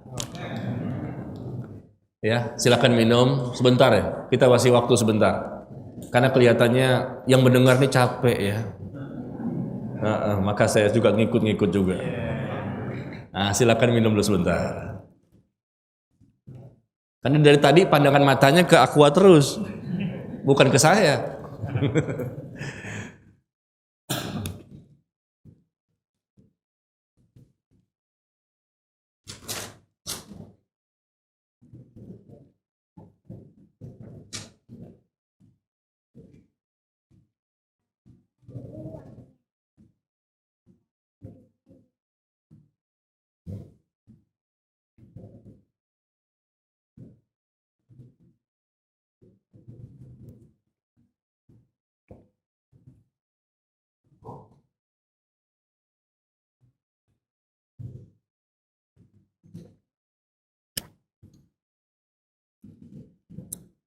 Berapa lama waktunya?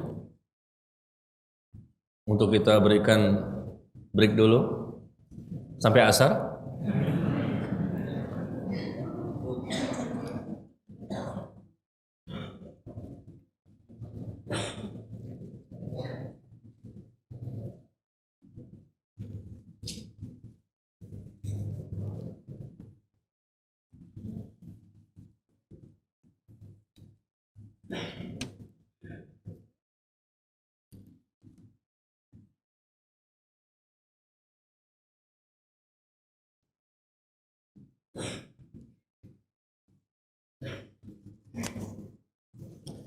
Ya, kita coba jawab dulu ya. Pertanyaan pertama, tadi disebutkan bahwa menuntut ilmu itu adalah wajib. Bagaimana frekuensinya? Apakah setiap hari atau seperti sholat wajib 5 kali sehari? Ya, berapa banyak kita menuntut ilmu itu dalam sehari? Tadi saya katakan Imam Ahmad bin Hanbal rahimahullah mengatakan bahwa menuntut ilmu itu lebih utama dibandingkan makan dan minum. Lebih kita butuhkan dibandingkan makan dan minum sekalipun. Makan dan minum bisa jadi 2 atau 3 kali sehari, tapi menuntut ilmu, kata beliau, kita butuhkan seperti desahan nafas, seperti tarikan nafas. Ya, bukan 5 kali sehari seperti sholat. Kita butuh ilmu. Karena begitu kita melenceng, karena nggak ada ilmunya, berarti akan sesat, dan sesat mengakibatkan dosa. Maka kita belajar tentang ilmu ini sesuaikan dengan kemampuan kita. Saya tidak mengatakan 5 kali sehari sebagaimana sholat 5 waktu, sholat wajib, tidak. Tapi sesuaikan dengan kemampuan kita. Kapan ada waktu luang, manfaatkan. Kapan ada waktu luang, manfaatkan. Begitu saja. Ya, barangkali di mobil perjalanan sama supir nih, misal contoh. Ya, ada supir di mobil, maka supir yang bawa mobil kan. Nah, sebelahnya kita lagi ngapain? Upayakan kita baca buku. Kita lihat artikel-artikel bermanfaat sebelum sampai ke tujuan. Berarti perjalanan dari rumah menuju ke tempat tujuan itu bisa jadi 1 jam, macet lagi 1,5 jam, bisa 2 jam barangkali seperti itu. Nah, ini bisa kita manfaatkan untuk menuntut ilmu. Di tempat pekerjaan kita nggak bisa, nanti pulangnya mungkin, atau jam istirahatnya, atau sampai di rumahnya, bisa. Insya Allah bisa. Masalahnya ada kemauan apa enggak? Insya Allah bisa. Dan Allah akan bantu. Asalkan kita ada niat, ada kemauan untuk berubah. Allah berfirman di surah Ar-Ra'd, surah 13, ayat 11. Innallaha la yughayyiru ma biqaumin hatta yughayyiru ma bi anfusihim. Sesungguhnya Allah itu tidak merubah kondisi seseorang sampai orang itu mau merubah dirinya sendiri. Nah, Allah nggak akan rubah kondisi seseorang sampai dia ada niat, ada keinginan, ada kemauan, ada tekad, ada semangat untuk merubah dirinya sendiri. Kalau dia ada seperti itu, Allah akan bantu. Jadi Allah tunggu dulu responnya. Ada nggak nih? Kalau dia ada respon, ada usaha, ada ikhtiar, sungguh-sungguh berdoa, Allah bantu. Jadi jangan salahkan Allah. Kalau seandainya kita masih begini aja, berjalan di tempat, sudah 25 tahun, sudah 30 tahun, sudah 40 tahun, 50 tahun, 60 tahun, lama puluhan tahun sudah menjadi muslim, berjalan di tempat, nggak nambah-nambah. Karena emang kitanya nggak punya keinginan untuk menambah. Ya, dalam sehari kita upayakan ada waktu-waktunya yang kita bisa alokasikan untuk menuntut ilmu. Mungkin datang ke kajian, mungkin dengarkan di YouTube ada, di televisi Roja mungkin ada, radio Roja ada, mungkin ada buku-buku yang bisa kita baca. Kita targetkan berapa buku yang bisa kita selesaikan dalam waktu 1 minggu. Kenapa? Menuntut ilmu itu wajib. Kalau kita tinggalkan, dosa. Sama seperti sholat, ditinggalkan, dosa. Maka seminggu berapa? 1 buku, ya sudah, minimal bisa seperti itu, nggak apa-apa. 2 buku, alhamdulillah. Dalam sebulan berapa buku yang habis yang kita baca? Jadi begini, seolah-olah baca buku itu kan kewajibannya ustadz. Kalau kita sih kewajibannya mendengarkan. Oh gitu. Banyak yang begini loh. Kewajiban ustadz itu membaca buku, ustadz yang belajar ya. Kami yang bertanya. Masya Allah, bisa begitu berubahnya. Kewajiban ustadz adalah membaca, belajar ya. Belajar ustadz ya. Ustadz disuruh belajar. Terus antum, anak kewajibannya mendengar dan bertanya. Dan mengetes. Masya Allah. Ustadznya dites. Ini bukan begitu. Kewajiban itu semuanya kita belajar, bukan ustadznya saja. Jadi ustadznya semakin tinggi ilmunya, jamaahnya merasa nggak masalah. Emang kewajiban kita kan bukan itu. Kewajiban kita mendengar, bertanya, dan mengetes. Nauzubillah min dzalik. Berarti sudah menyalahi perintah Allah dan Rasulnya. Jadi masalah untuk ilmu ini adalah sifatnya fleksibel ya, nggak mesti ada berapa kali dalam sehari, tinggal kembalikan kepada bagaimana kita bisa mengalokasikan waktu dan harus ada target. Harus. Karena kita nggak mau begini terus nih. Masa awam terus, minal awamin, awam terus, bagaimana? Nggak boleh. Kita harus meningkat. Dulu bolehlah awam. Kita baru berhijrah, oke lah. Tapi masa awam lagi. Kita sudah berumur dan akan diminta pertanggungjawaban nanti oleh Allah. Karena ini dosa besar, bukan dosa kecil. Seseorang yang tidak mau menuntut ilmu, nggak mau berusaha untuk mempelajari ilmu, ya, maka kita coba berusaha maksimal. Bagaimana tahapan yang benar menuntut ilmu? Mana ilmu yang lebih prioritas dan apa kitabnya? Tahapan yang benar dalam menuntut ilmu sebagaimana tahapan yang Nabi ajarkan. Nabi selama di kota Mekah 13 tahun, Rasul lebih banyak mengajarkan masalah akidah dan tazkiyatun nufus. Masalah hukum-hukum, masalah ibadah-ibadah itu turunnya di kota Madinah. Ayat demi ayat tentang masalah hukum-hukum ya itu turun di kota Madinah. Yang pertama kali Rasul dakwahkan kepada para sahabat dan itu yang dipelajari oleh sahabat tentang masalah akidah. Masalah akidah dan masalah manhaj dan masalah tazkiyatun nufus, pembersihan jiwa. Itu yang pertama kali. Tapi bukan berarti kita nggak belajar yang lain. Kita akan belajar tafsir, belajar fikih, ya, belajar tentang bahasa Arab barangkali, belajar tahsin, tajwid, baca Quran yang benar, semuanya kita pelajari. Tapi yang lebih prioritas masalah akidah. Jangan sampai melakukan dosa syirik. Karena dosa syirik dosa yang paling besar. Jangan sampai seseorang mati dalam keadaan memiliki dosa syirik. Maka itu yang kita pelajari masalah akidah dan bukunya apa? Kitabnya apa nih? Bahasa Arab, bahasa Indonesia? Yang nanya nih. Barangkali nanyanya bahasa Arab kali ya, karena dia sulit berbahasa Indonesia. Dia ngertinya kalau bahasa Arab kali ya. Kalau bahasa Indonesia, insya Allah cukup dari masalah buku akidah ini, Syarah Akidah Ahlussunnah wal Jamaah. Tulisan siapa? Ustadz Yazid Jawas ya, Hafizahullah Ta'ala, itu cukup. Ya, tulisan masalah akidah yang beliau tulis, Masya Allah, bagus. Dan bisa jadi perwakilan untuk buku terjemahan.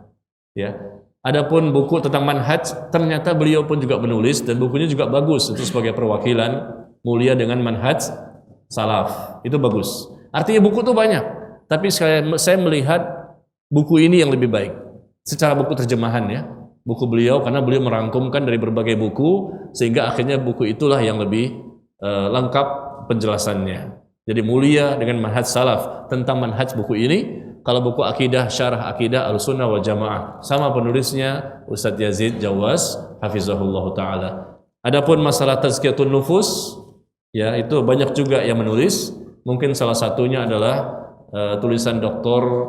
Ahmad Farid yang berjudul bahasa Arabnya Bahrul Ra'iq fi Zuhdi war Raqa'iq. Ini tentang masalah pembersihan jiwa. Dan Rasul ajarkan selama di kota Mekah 13 tahun itu masalah akidah, manhaj dan tazkiyatun nufus. Lebih banyak maksud saya. Masalah-masalah hukum ibadah itu banyak di kota Madinah. Maka skala prioritas kita pelajari ini. Kalau hati sudah bersih, tahu tentang masalah syirik dan tauhid dan mengikuti cara beragama yang benar, metodenya seperti apa, maka itu mudah untuk mengikuti ilmu-ilmu yang lain. Dan itu juga perintah Allah kepada Nabi Muhammad sallallahu alaihi wasallam. Coba lihat di surah Ali Imran ayat 164. Allah berfirman, "Laqad manallahu 'alal mu'minin idz ba'atha fihim rasulan min anfusihim yatslu 'alaihim ayatihi wa yuzakkihim wa yu'allimuhumul kitaba wal hikmah." Ya, Allah jelaskan tugasnya Nabi sallallahu alaihi wasallam yaitu apa? Allah jelaskan laqad manallahu 'alal mu'minin. Sungguh Allah telah memberikan nikmat kepada orang-orang beriman di mana itu Nabi diutus di kalangan mereka. Dengan diutusnya Nabi di kalangan mereka yang berasal dari mereka sendiri, dari golongan mereka, dari kaum mereka, Allah berikan mereka nikmat yang tugasnya adalah membacakan firman Allah. Tugas yang kedua, mensucikan hati mereka, para sahabat, orang-orang beriman. Yang ketiga, mengajarkan kepada mereka Al-Quran dan As-Sunnah. Al-Kitab wal Hikmah. Al-Hikmah di sini artinya As-Sunnah. Itu tugasnya Nabi. Jadi Nabi mengajarkan tazkiyatun nufus, pembersihan hati. Bagaimana tawakal, bagaimana menumbuhkan keyakinan, bagaimana cerita tentang akhirat, tentang kematian, tentang alam kubur, tentang siksaan, tentang azab Allah. Itu lebih banyak ayatnya turun di kota Mekah. Cerita tentang masalah pembersihan jiwa. Bagaimana supaya hati ini hilang dari rasa dengki, hasad, sombong, takabur, atau yang lainnya. Masya Allah. Maka kalau hati sudah bersih, qalbun salim, maka orang itu pun akan lebih mudah untuk mempelajari ilmu yang lain, dan dia akan lebih mudah untuk mengamalkan ilmu yang telah dia ketahui. Demikian. Assalamualaikum Ustaz. Waalaikumsalam warahmatullahi wabarakatuh. Bagaimana mengobati penyakit hati yang keras? Adakah doa agar dilembutkan hati, agar semakin patuh dan tunduk kepada Allah, kepada orang tua dan suami? Barakallahu fiik wa fiikum barakallah. Bagaimana mengobati penyakit hati yang keras? Ini baru saya bahas kemarin ya, di Masjid Nurullah Kalibata City. Mungkin yang nanya ini nggak hadir, karena kemarin terbahas di sana berbagai macam obat untuk mengobati penyakit hati yang keras. Karena saya mengajar di sana setiap malam Jumat, mengajarkan tazkiyatun nufus. Ada beberapa obat yang disebutkan oleh Allah dan Rasulnya, secara singkat saja ya. Obat untuk mengobati penyakit hati yang keras, yang pertama adalah banyak-banyak berdoa. Banyak-banyak berdoa kepada Allah. Nabi pun banyak berdoa agar hati beliau tidak termasuk hati yang keras. Salah satunya adalah, ya muqallibal qulub, tsabbit qalbi ala dinik. Wahai yang maha membolak-balikan hati, teguhkan hatiku dalam agamamu. Yang kedua, doa Nabi yang lain dalam hadis yang dikeluarkan oleh Imam Muslim. Allahumma ati nafsi taqwaha wa zakkiha anta khairun man zakkaha anta waliyuha wa maulaha. Artinya adalah, ya Allah, berikanlah kepada jiwaku, kepada hatiku ketakwaan, dan bersihkanlah hatiku itu, sucikan hatiku itu. Masya Allah, engkaulah sebaik-baik yang mensucikannya, dan engkaulah pelindungnya dan penolongnya. Ini doa siapa? Doa dari Nabi SAW. Mungkin diantara kita jarang membaca doa ini. Nabi sudah bersih hatinya, sudah suci hatinya, tapi masih tetap berdoa minta supaya dibersihkan dan disucikan. Yang udah bersih aja masih minta, yang kotor kok nggak minta? Ya. Allahumma ati nafsi taqwaha. Ya Allah, berikan kepada hatiku ketakwaan. Wa zakkiha, sucikan hatiku ya Allah. Masya Allah, berikan ketakwaan, sucikan, bersihkan. Anta khairun man zakkaha, engkaulah, ya, sesungguhnya engkau sebaik-baik yang membersihkannya. Engkaulah pelindungnya dan engkaulah penolongnya. Atau di doa yang lain, Rasul juga berdoa, Allahumma inni as'aluka qalban salima. Ya Allah, aku mohon kepadamu hati yang salim, hati yang bersih, hati yang selamat, dan seterusnya. Jadi yang pertama, cara untuk mengobati penyakit hati yang keras dengan banyak-banyak berdoa sebagaimana doa Nabi tadi. Yang kedua, mengobati hati yang keras dengan cara kita berilmu. Berilmu yang benar, ya, ilmu yang sesuai dengan Quran dan Sunnah. Dan kita amalkan ilmu itu, maka insya Allah hati kita pun tidak termasuk hati yang keras. Yang ketiga, kita banyak mentadaburi Al-Quran, membaca, memahami, mempelajari Al-Quran. Maka insya Allah hati kita pun menjadi lembut. Lembutnya hati ketika banyak mentadaburi Al-Quran menyebabkan orang itu mudah untuk tersentuh ketika membaca ayat Al-Quran, dan mereka pun akhirnya bisa meneteskan air mata. Nah ini hasil dari mentadaburi Al-Quran yang luar biasa. Ini obat bagi penyakit hati. Bahkan Allah mengatakan, Ya ayuhan nas, qad ja'atkum mau'izatun min rabbikum wa syifa'un lima fis sudur wa huda wa rahmatul lil mu'minin. Di surah Yunus, surah ke-10 ayat ke-57.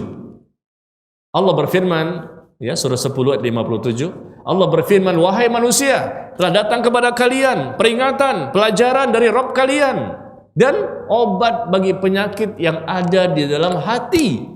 Tuh. Obat tadabbur Al-Quran. Wahai manusia, telah datang kepada kalian pelajaran, peringatan dari Rabb kalian dan wasyifa'ul lima fis sudur, obat bagi penyakit yang ada dalam hati dan petunjuk serta rahmat bagi orang-orang yang beriman. Yang keempat, secara singkat, yaitu banyak-banyak kita mengingat kematian, ya, mengingat akhirat, dan sering-sering berziarah kubur. Berziarah kubur bukan minta-minta ya sama penghuni kubur, ziarah kubur untuk mengingatkan kita kepada akhirat, ingat kepada kematian, ya, tumbuh rasa takut dan dapat melembutkan hati. Ya. Dan seterusnya, banyak sekali ya, ada 10.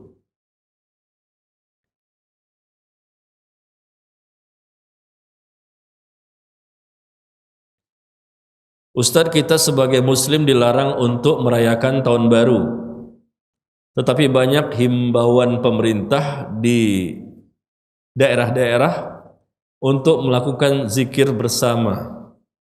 Apakah ini juga termasuk bid'ah dan bagaimana solusi untuk pemerintah? Ya sebaiknya urus masing-masing aja lah.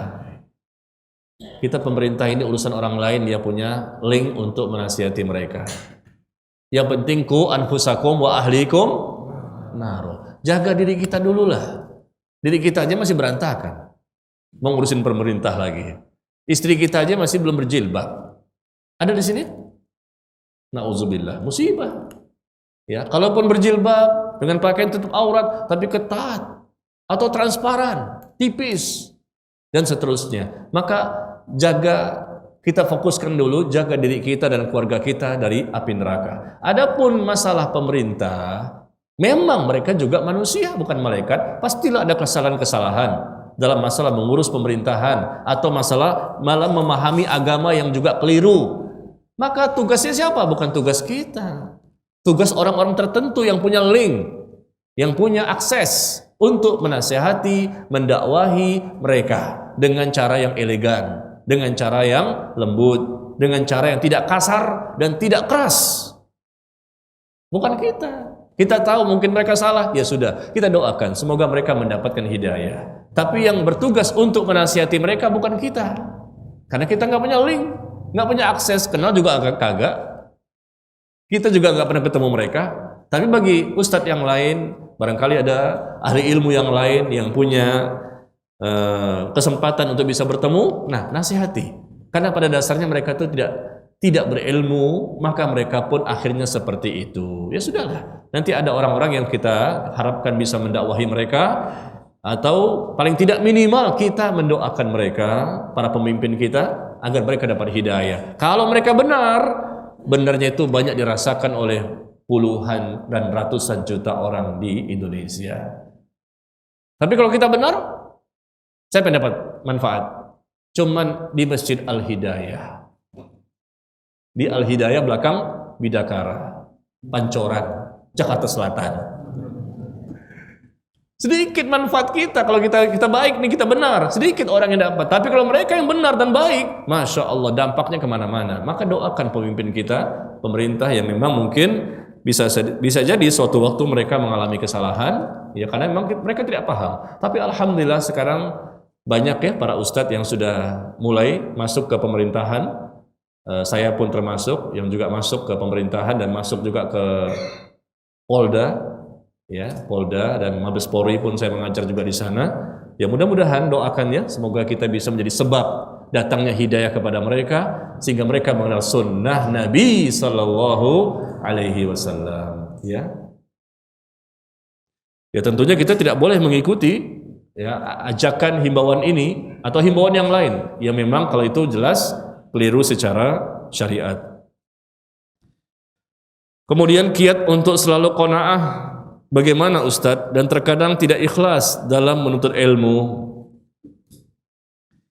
Kiat untuk selalu qanaah, menerima ya apa yang sudah diberikan oleh Allah. Qanaah berarti kita harus tahu apa? Harus tahu hakikat kehidupan dunia. Dunia ini sebentar, maka kita tidak terlalu apa ya, ngoyo gitu. Nggak terlalu ngoyo, nggak terlalu apa ya? Apa istilah bahasa Indonesianya? Ambisius ya. Nggak terlalu ambisius gitu. Boleh kita cari, kita kejar dunia ini karena kita butuh dunia. Kita butuh untuk istri, buat anak, buat kita, kehidupan kita banyak. Boleh, tapi nggak terlalu ambisius. Betul-betul siang, pagi, mau sore, malam, lembur juga, subuh juga. Masya Allah, kapan istirahatnya? Ini orang seperti ini, orang yang tidak qanaah. Udahlah, kerja biasakan umumnya ya, umumnya Senin sampai Jumat, Sabtu Ahad libur, ngapain kerja lagi? Manfaat kita untuk taklim kapan? Ajak keluarga dong ke taklim. Seperti ini kan misalnya, libur kita kan, Masya Allah, bapak bawa istrinya, istri bawa suaminya, bawa anaknya, alhamdulillah berkah keluarga kita. Pulang bawa manfaat, apa yang didengar dicatat, bisa dibaca lagi, diulangi kembali. Menerima, kenapa? Karena dia tahu dunia ini sebentar dan akhirat itu kekal abadi selama-lamanya, maka bisa qanaah.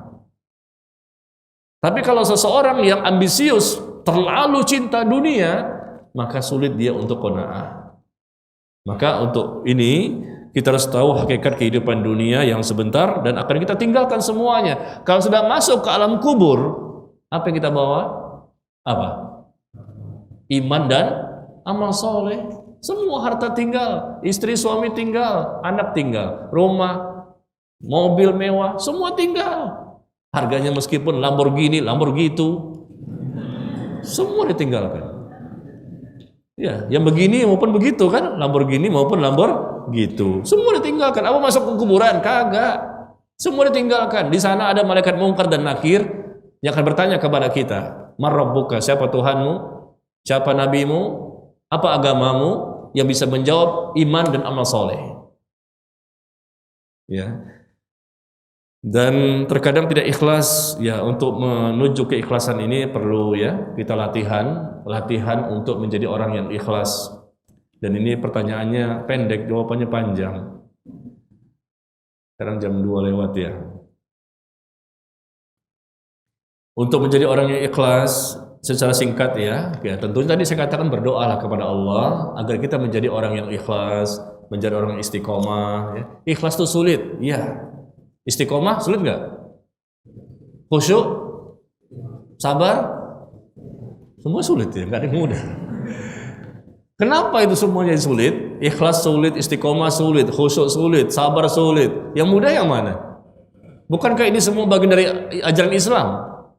Kenapa menjadi sulit? Karena kita belum banyak mendapatkan hidayah. Saya pernah bahas di sini pertemuan yang lalu. Hidayah, sudahkah aku mendapatkannya? Kalau kita banyak mendapatkan hidayah dari Allah setiap waktu, maka seluruh ajaran Islam menjadi mudah, menjadi ringan, menjadi gampang, dan tidak ada satupun yang berat. Kalau kita banyak mendapatkan hidayah, artinya hidayah menjadi seorang muslim sudah, tapi kita butuh hidayah berikutnya. Hidayah berikutnya. Makanya kita baca doa, ihdinas siratal mustaqim. Tambahkan ya Allah hidayah itu. Berikan kepadaku hidayah ya Allah. Hidayah berikutnya. Karena kita butuh supaya kita ringan, mudah, gampang melakukan apapun yang Allah dan Rasulnya perintahkan. Dan Allah mengatakan di surah Muhammad, surah ke-47 ayat 17. Walladzina ihtadaw zadahum huda wa atahum taqwahum. Dan orang-orang yang telah mendapatkan hidayah, Allah tambahkan hidayah berikutnya. Sampai kapan? Sampai orang itu mendapatkan ketakwaan. Masya Allah. Jadi doa, lalu untuk menjadi orang ikhlas, ya kita harus ya bergaul dengan orang-orang yang saleh ya, yang memang kita perkirakan dia ikhlas, sehingga kita mudah-mudahan bisa termotivasi untuk menjadi orang yang ikhlas juga, dan seterusnya. Batasan yang disebut cinta dunia apa Ustadz? Contoh, apakah memikirkan uang sekolah anak-anak termasuk memikirkan dunia terus? Masya Allah. Memikirkan uang sekolah anak-anak ya perlu dipikirkan lah, masa nggak dipikirkan? Dan itu bukan termasuk cinta dunia. Tapi memang sedang hidup di dunia, maka kita butuh dunia. Tapi tidaklah sampai berlebihan. Kita boleh kok mencintai dunia, saya bilang nggak boleh. Boleh mencintai dunia. Tapi dunia tidak ada di hati kita. Itu jadi masalah. Cinta dunia boleh. Cinta dunia termasuk kita suka dengan mobil yang bagus, suka dengan rumah yang bagus, kita suka dengan pasangan hidup yang menyenangkan hati, anak-anak ya yang soleh dan soleha. Kita senang dengan sesuatu yang menyenangkan pandangan mata kita. Boleh cinta dunia, tapi semuanya itu tidak ada di hati. Itu prinsip seorang mukmin sejati. Cinta dunia boleh. Kita senang dengan dunia ini boleh. Kenapa? Memang Allah jadikan itu. Zuyyina lin-nasi hubbus syahawati minan nisa'i wal banin. Coba lihat di surah Ali Imran ayat 14. Surah Ali Imran ayat 14. Allah katakan dijadikan pada manusia itu cinta kepada pasangan hidupnya, senang sama wanita, senang sama anak-anak, senang sama perhiasan-perhiasan, ya, sawah, kuda-kuda pilihan. Boleh. Dan Allah jadikan manusia itu cinta. Jadi memang ini sudah apa ya? Sunnatullah. Manusia menyukai, mencintai sesuatu yang mereka sukai. Boleh. Tapi itu semua tidak ada di hati. Itu saja yang Allah inginkan. Semua tidak ada di hati. Di hati hanya untuk akhirat. Jadi memikirkan uang sekolah anak-anak ya termasuk yang wajib dipikirkan. Ketika anak-anak, Bu, minta uang sekolah dong, belum bayar nih. Itu dunia, akhirat. Bu, ini gimana kalau nggak bayar nggak bisa ujian? Bilang sama gurunya, mau dunia apa akhirat? Masya Allah, ini orang tua bukan begitu caranya.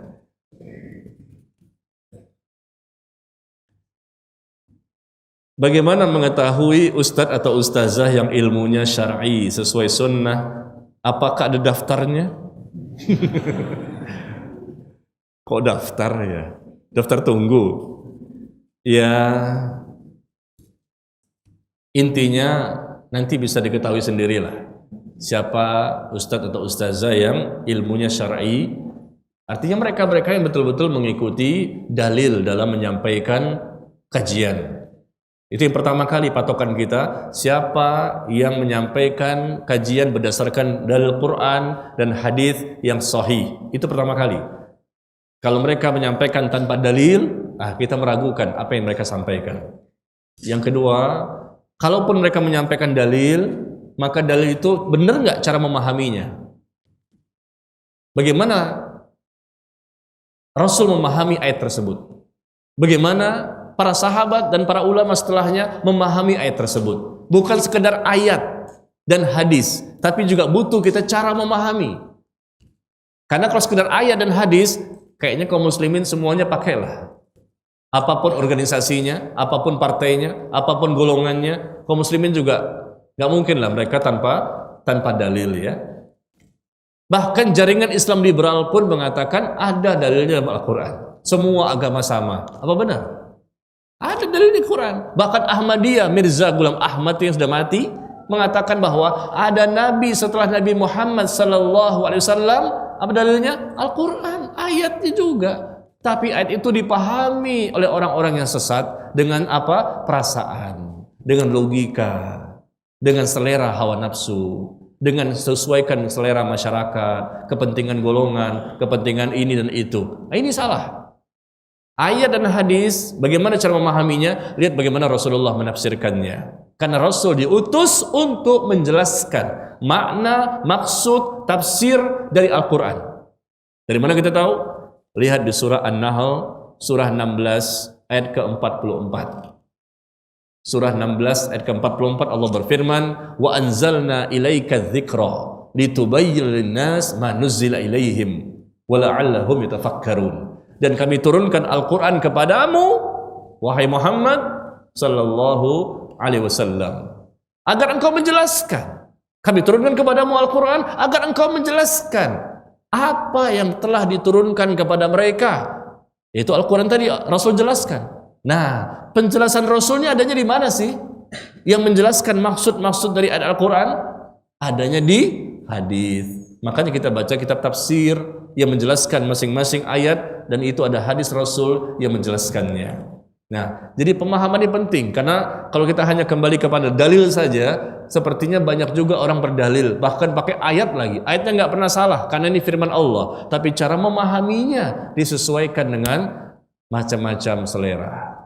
Maka kalau kita ingin mengetahui yang benar secara ilmu syar'i, yang mengikuti sunnah, maka cara memahaminya kembalikan kepada Allah dan Rasulnya, kembalikan kepada para sahabat, para tabi'in, para tabi'ut tabi'in, dan para ulama-ulama sampai hari ini, yang mereka juga mengikuti syariat, mengikuti sunnah dengan benar.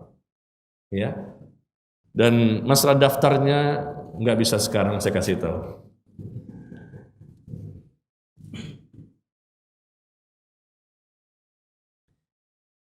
Saya mau tanya Pak Ustadz, ya memang disuruh bertanya kan? Kok nanya lagi? Kenapa saya lihat orang lain sholat sunnah rawatib lebih cepat daripada sholat wajib? Apakah ada bacaan yang berbeda dari sholat wajib? Oh. Rawatib itu qobliyah atau ba'diyah, ya? Qobliyah zuhur, ba'diyah zuhur, ya. Kenapa lebih cepat? Karena memang rakaatnya lebih sebentar kan, cuma 2 rakaat. 2 rakaat salam, 2 rakaat salam. Yang kedua, ketika sholat qobliyah dan ba'diyah, biasanya ada yang baca cuma Al-Fatihah saja. Boleh. Setelah qul maghdubi alaihim waladdallin, amin, langsung mereka ruku. Nah, kalau sholat wajib, umumnya orang itu membaca setelah Al-Fatihah ada lagi surah berikutnya, ada ayat berikutnya, apalagi mereka berjamaah, tentunya punya imam, dan imamnya mungkin agak panjang. Ya, seperti itu. Jadi kalau qobliyah dan ba'diyah itu fleksibel, ya, mudah. Intinya dengan Al-Fatihah saja cukup sah, langsung mereka bisa langsung ruku. Dan jumlah rakaatnya pun hanya 2 rakaat, ya, qobliyah maupun ba'diyah. Kalaupun ada 4, dikerjakan dengan 2 salam, 2 salam. Karena Nabi mengatakan salatul lail wan nahar masna masna. Ya, ini ada Masna. Ini namanya Pak Masna. Sudah 70 lebih Pak ya. Pak Masna, ya. Jadi Masna. Jadi kalau saya selalu menyebutkan Masna, teringat dengan Bapak. Salat malam dan siang itu 2 rakaat, 2 rakaat. Ya, Masna. Maka dikerjakan kalau itu jumlahnya 4, salat sunnah ya maksudnya ya, salat sunnah. Maka kalau qobliyah zuhur itu 4 rakaat, kita kerjakan dengan 2 rakaat salam, 2 rakaat salam. Begitu juga ba'diyah zuhur, ya, disunahkan boleh sampai maksimal 4 rakaat, maka kita kerjakan 2 rakaat salam, 2 rakaat salam.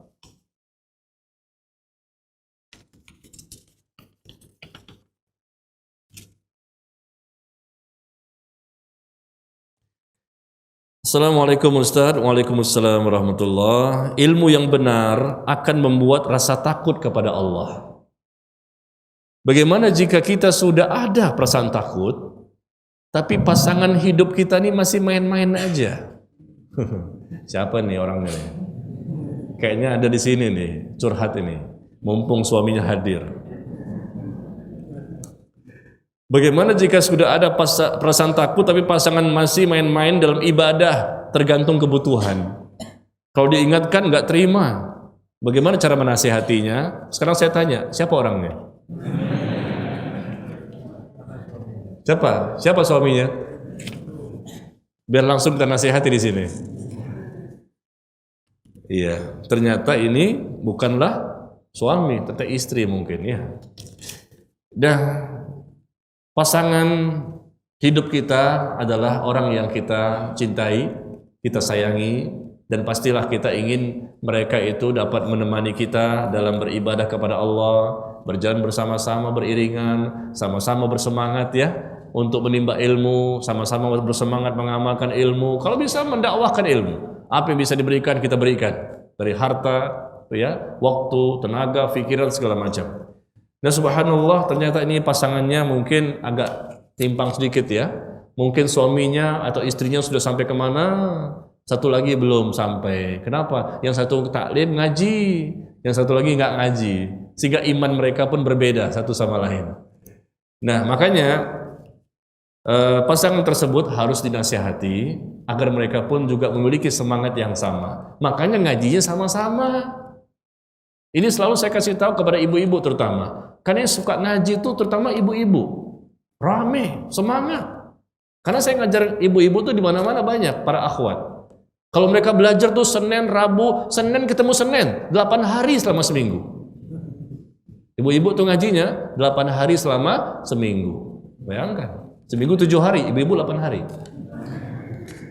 Semangat mereka datang, Masya Allah. Tapi ketika saya tanya, suaminya gimana Bu? Suami saya kerja di kantor, pulangnya tidur. Sabtu Ahad, rekreasi, jalan-jalan. Belajarnya kapan? Jarang belajar Pak Ustadz, jarang baca buku, jarang ngaji. Tapi istrinya rajin, catat, berusaha bertanya segala macam. Akhirnya sebulan, 2 bulan, 3 bulan, setahun dan lebih, akhirnya istrinya udah kemana-mana. Ilmunya dan semangatnya, perasaan takutnya kepada Allah, suaminya masih berjalan di tempat. Akhirnya nggak seimbang. Makanya upayakan ya, nasihati terus ya, kasih bukunya atau minta ustadznya yang menasihati. Mungkin maaf nih kalau terjadi pada suami ya, mungkin kalau istrinya menasihati nggak diterima, maka minta orang lain yang segani, yang dihormati untuk menasihati suami. Kasih bukunya, kasih videonya, nih Pak, YouTube-nya bagus nih, tolong dengerin. Atau ajak suaminya ke rumah ustadz. Nanti di rumah ustadznya dicekokin.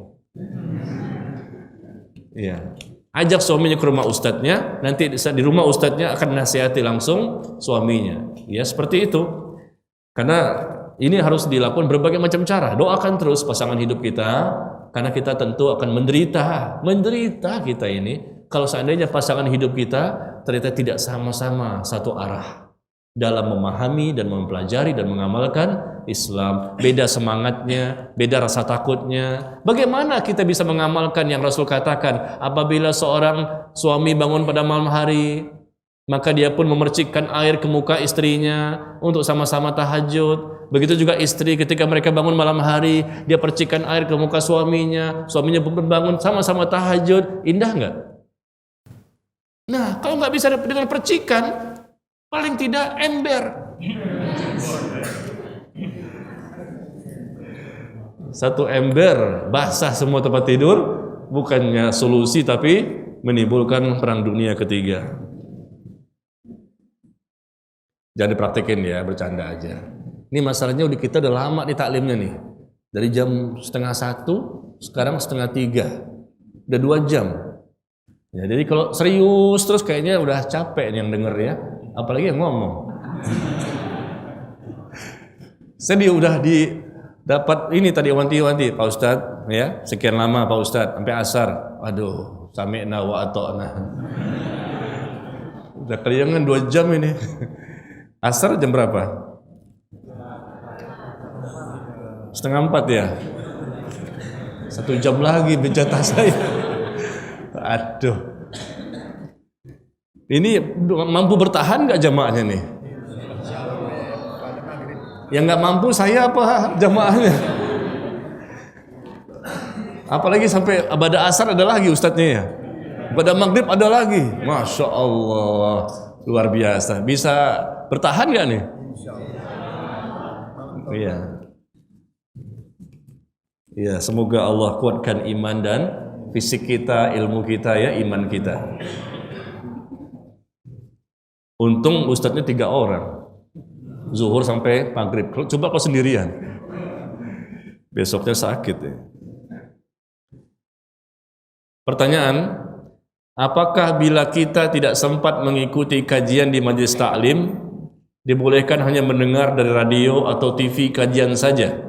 Bagaimana nilai pahalanya? Ya pahalanya tentu beda dong. Sama-sama mungkin dapat ilmu di TV, radio, ya, Radio Roja, TV Roja misalnya. Kemudian dengan kita hadir seperti ini pasti beda pahalanya. Kenapa? Karena Nabi mengatakan man salaka tariqan yaltamisu fihi ilman sahalallahu lahu bihi tariqal jannah. Barang siapa menempuh perjalanan untuk menuntut ilmu, menempuh jalan, ya, dia datangi maka apa yang terjadi? Allah akan mudahkan baginya jalan menuju surga. Jalan menuju surga dimudahkan. Ketika kapan? Dia berjalan menempuh perjalanan untuk menuntut ilmu. Ikhlas karena Allah, betul-betul dia mengharapkan ada tambahan. Ilmunya berkah, bermanfaat. Hadisnya ada seperti itu, menempuh perjalanan. Nah, kalau TV sama radio, ada penempuh perjalanan enggak? Enggak ada hadisnya. Barang siapa dengar radio atau TV, enggak ada. Pakai YouTube, enggak ada. Meskipun memang pahalanya ada. Kenapa? Karena kita ingin menuntut ilmu, tapi pahalanya tentu pasti berbeda. Ya. Dan pertemuan seperti ini berkah. Kenapa? Malaikat pun hadir. Demi Allah, kita enggak lihat, tapi kita yakin betul malaikat pun hadir. Karena di mana ada majelis ilmu yang mengajarkan Quran dan Sunnah, maka malaikat pun hadir untuk mendengarkan dan untuk mendoakan agar mereka yang hadir dirahmati oleh Allah. Nabi SAW bersabda dalam hadis yang dikeluarkan oleh Imam Muslim, majtama'a qaumun fi baitin min buyutillah yatluna kitaballah wa yatadarasunahu bainahum illa nazalat alaihimus sakinah wa ghasiyatuhumur rahmah wa hafathumul malaikah. Ini hadis yang sangat membuat kita jadi semangat meskipun udah capek. Apa itu? Kata Nabi, majtama'a qaumun, tidaklah satu kaum berkumpul di salah satu masjid dari rumah-rumah Allah yang mereka mempelajari Al-Qur'an. Yatadarasunahu bainahum, mereka mempelajari Al-Qur'an di masjid-masjid Allah, kumpul di situ. Niatnya betul-betul karena Allah, niatnya untuk menumbuhkan rasa takut kepada Allah. Berkumpul di situ, apa yang terjadi? Tidaklah mereka melakukan perbuatan seperti itu, melainkan nazalat alaihimus sakinah, turunlah kepada mereka ketenangan. Tenang perasaan setelah mendengarkan adanya kajian, setelah mendengarkan firman Allah, setelah mendengarkan perkataan Nabi dan seterusnya. Nazalat alaihimus sakinah wa ghasiyatuhumur rahmah, dan mereka pun diliputi rahmat, dan malaikat pun mengitari mereka untuk mendoakan mereka, dan Allah sebut-sebut nama mereka yang hadir di majelis ilmu. Allah banggakan mereka di hadapan para malaikatnya. Siapa yang tidak mau mendapatkan ini? Ya, maka itu didapatkan kapan? Mereka kumpul di masjid, bukan kumpul di depan TV atau radio. Meskipun itu boleh-boleh, sah-sah saja, tapi beda ganjarannya dan beda keutamaannya.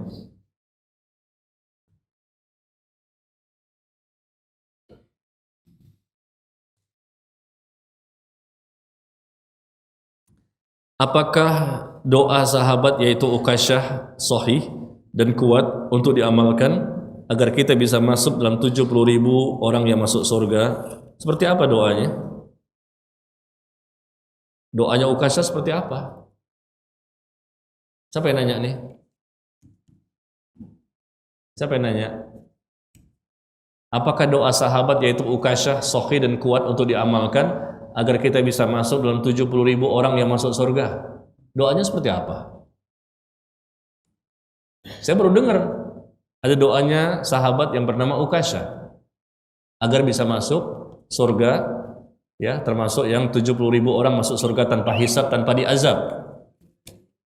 Doanya seperti apa?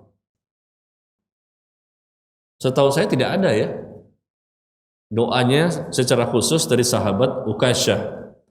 Memang Ukasyah ini radhiyallahu anhu mendapatkan keutamaan. Ya, Rasul mendoakannya. Rasul mendoakannya sehingga dia termasuk orang yang masuk surga tanpa dihisab dan tanpa diazab. Bukan dia yang berdoa, tapi Rasul yang mendoakannya. Karena dia minta kepada Rasul agar didoakan. Termasuk orang-orang yang kata Nabi, ada dari umatku ini yang mereka akan masuk surga tanpa dihisab dan tanpa diazab. Yang pertama apa? Mereka tidak minta di ruqyah. Yang kedua tidak minta di pengobatan dengan besi panas. Yang ketiga, tidak bertatayur, menganggap sial hari, tanggal, bulan, ya. Yang keempat, mereka hanya bertawakal kepada Allah. 4 hal ini kata Nabi, mereka masuk surga tanpa dihisab, tanpa diazab. Ya, jadi 4 ini tolong diperhatikan. Pertama, tidak minta diruqyah. Dia usaha dulu sendiri. Tidak mudah dia minta sama orang lain. Karena dia yakin betul Allah akan mengabulkan permintaannya. Kalau sudah mentok, apa boleh buat? Terpaksa. Ya, minta tolong sama orang lain. Tapi usahakan, karena ini bentuk kesempurnaan tauhid seseorang. Yang kedua, tidak minta pengobatan dengan besi panas ditempelkan pada jasad kita, enggak boleh. Yang ketiga, tidak bertatayur. Tidak ada angka sial, angka 13 angka sial, angka 4 angka sial, enggak ada. Yang ada sialan lo. Ya.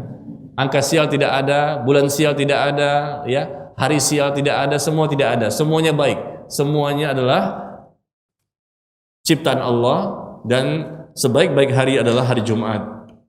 Dan yang keempat, bertawakal kepada Allah. Demikian ya. Jadi doanya Rasul kepada Ukasyah, setahu saya bukannya Ukasyah yang berdoa.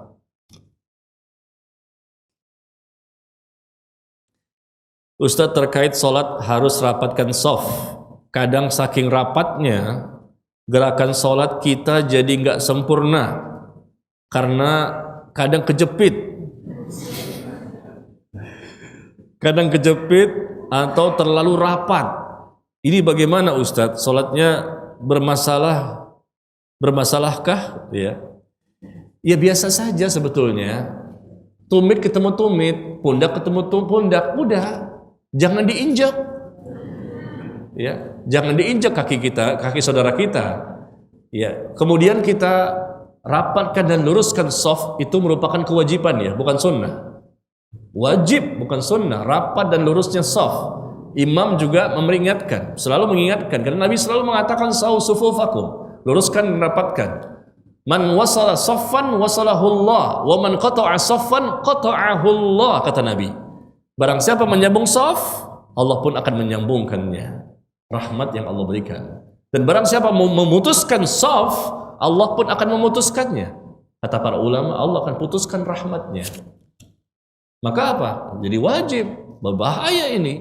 Kalau sunnah itu ditinggalkan, nggak masalah, nggak berdosa, nggak berbahaya. Tapi ini berbahaya, ada ancaman. Berarti kata para ulama hukumnya wajib. Maka rapatkan dan luruskan shafnya dengan cara bagaimana? Kaki kita bertemu dengan kaki saudara kita sebelah kiri dan kanan, dan tumit kita bertemu dengan tumit. Jari kelingking itu ketemu dengan jari kelingking, ya. Tapi tumit juga bagian belakang ketemu seperti ini. Contohnya, ya. Kadang-kadang begini kan orang, betul nggak? Jari jemari kelingking ketemu kelingking begini aja, buat segitiga jadinya. Ya, ini salah. Yang benar tuh seperti ini. Kelingking ketemu kelingking dan tumit pun ketemu tumit, rapat seperti ini. Dan pundak ketemu pundak. Itulah shaf dan rapatnya yang benar. Coba. Ada 2 orang di sini, praktekin. Coba berdiri. Depan sini praktekin. Nah. Iya. Agak ke sini dikit. Maaf, ya. Nah, coba ketemu ya. Jari kelingking ketemu jari kelingking dan tumit ketemu tumit. Ya, belakangnya juga ketemu rapat.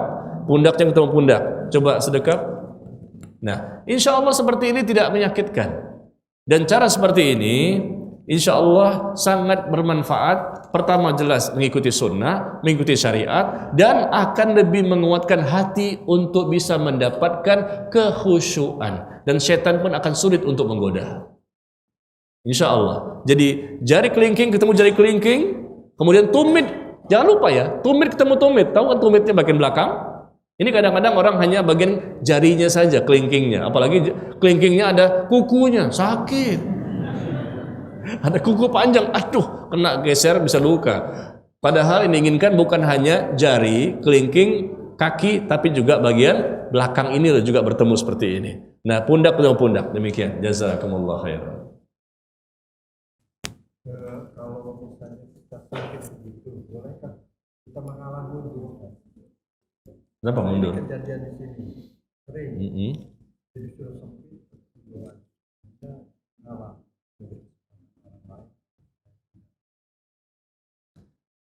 Jangan kita mundur, rugi kita. Karena merasa, sop pertama nih sempit ya, nggak enak. Mendingan saya di sop kedua aja lah, lebih longgar, ya bisa begini kan, mungkin lebih enak. Tapi sop pertama agak sempit, jangan.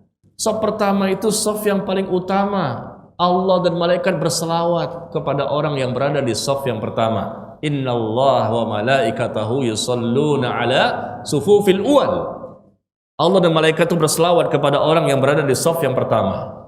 Bayangkan, saf kedua nggak ada, saf ketiga nggak ada. Saf pertama saja Allah dan malaikat berselawat. Artinya malaikat berdoa kepada orang yang berada di saf yang pertama, dan Allah berselawat. Artinya Allah berikan ampunan, Allah berikan rahmat. Berlomba-lomba kita, itu nggak ada keutamaan di saf yang berikutnya.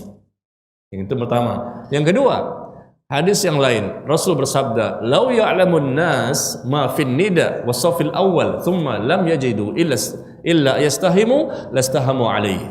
Seandainya manusia itu tahu keutamaan besarnya pahala bagi orang yang berada di saf yang pertama dan orang yang mengumandangkan azan, dan mereka tidak bisa mendapatkannya kecuali dengan diadakan undian, maka mereka pun minta diadakan undian. Seandainya manusia tahu, lau ya'lamun nas. Seandainya manusia tahu besarnya keutamaan dan keistimewaan pahala yang besar bagi orang yang berada di saf yang pertama dan orang yang mengumandangkan azan, dan mereka tidak bisa mendapatkannya kecuali diadakan undian, maka mereka pun minta diadakan undian. Masya Allah. Makanya kalau kita udah di saf pertama, jangan mundur, rugi kita, nggak dapat keutamaan itu. Tapi sempit Ustadz, ya sabar.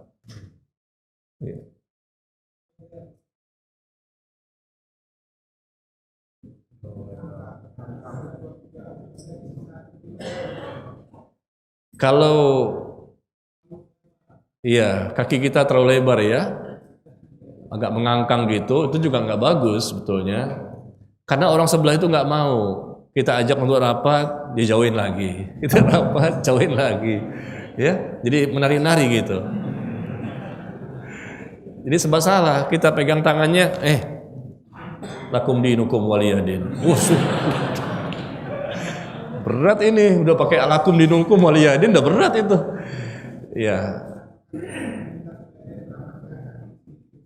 Iya, pokoknya intinya, alhamdulillah.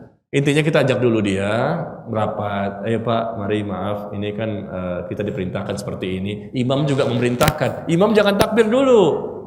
Tolong rapatkan. Nah, imam perintahkan, jangan makmum sebetulnya. Imam melihat, dia melihat paling tidak sop pertama lah, kan mungkin dia nggak lihat yang sop yang belakang. Sop pertama dia lihat, kalau ada yang masih celah kosong, dia jangan takbir dulu, jangan langsung menghadap kiblat, tetap dia lihat, udah siap semua, baru kemudian dia berbalik menghadap kiblat, takbir Allahu Akbar. Itu kewajiban imam. Kalau masih ada celah-celah, dia perintahkan orang yang berada di sop yang kedua untuk maju. Jadi jangan kita, kalau sesama makmum merasa, ya kita selevel. Antum jangan nyuruh anak, kita selevel. Tapi kalau imam menyuruh, anak akan taati. Biasanya kadang-kadang begitu Pak. Dia tidak mau menerima karena kita dianggapnya sama-sama makmum. Nah, kalaupun kita yang mengajak, lembut-lembut lah. Pegang tangannya lembut-lembut. Maaf Pak ya, pelan-pelan.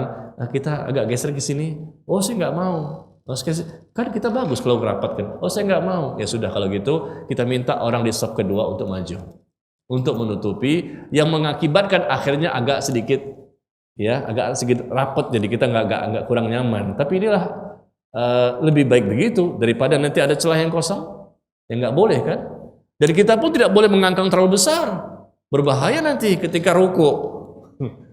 Ya, itu pun nggak, posisi yang tidak normal ketika kita terlalu besar membuka posisi kaki, itu pun nggak boleh, nggak sesuai sunnah kalau seperti itu ya. Maka caranya adalah ajak mereka atau imamnya yang berperan untuk meluruskan dan merapatkan shaf. Paling tidak diupayakan seperti ini Pak, tengah-tengah ya. Jadi yang kita fokuskan adalah lebih rapat ke tengah. Kadang-kadang misal nih contoh, misal sebelah sana nggak mau merapatkan ke sini, ya sudah, itu terserah dia. Kalau masih ada celah, maka suruh orang lain masuk ke celah tersebut. Tapi kita upayakan merapatnya ke tengah, ke arah tengah, ya.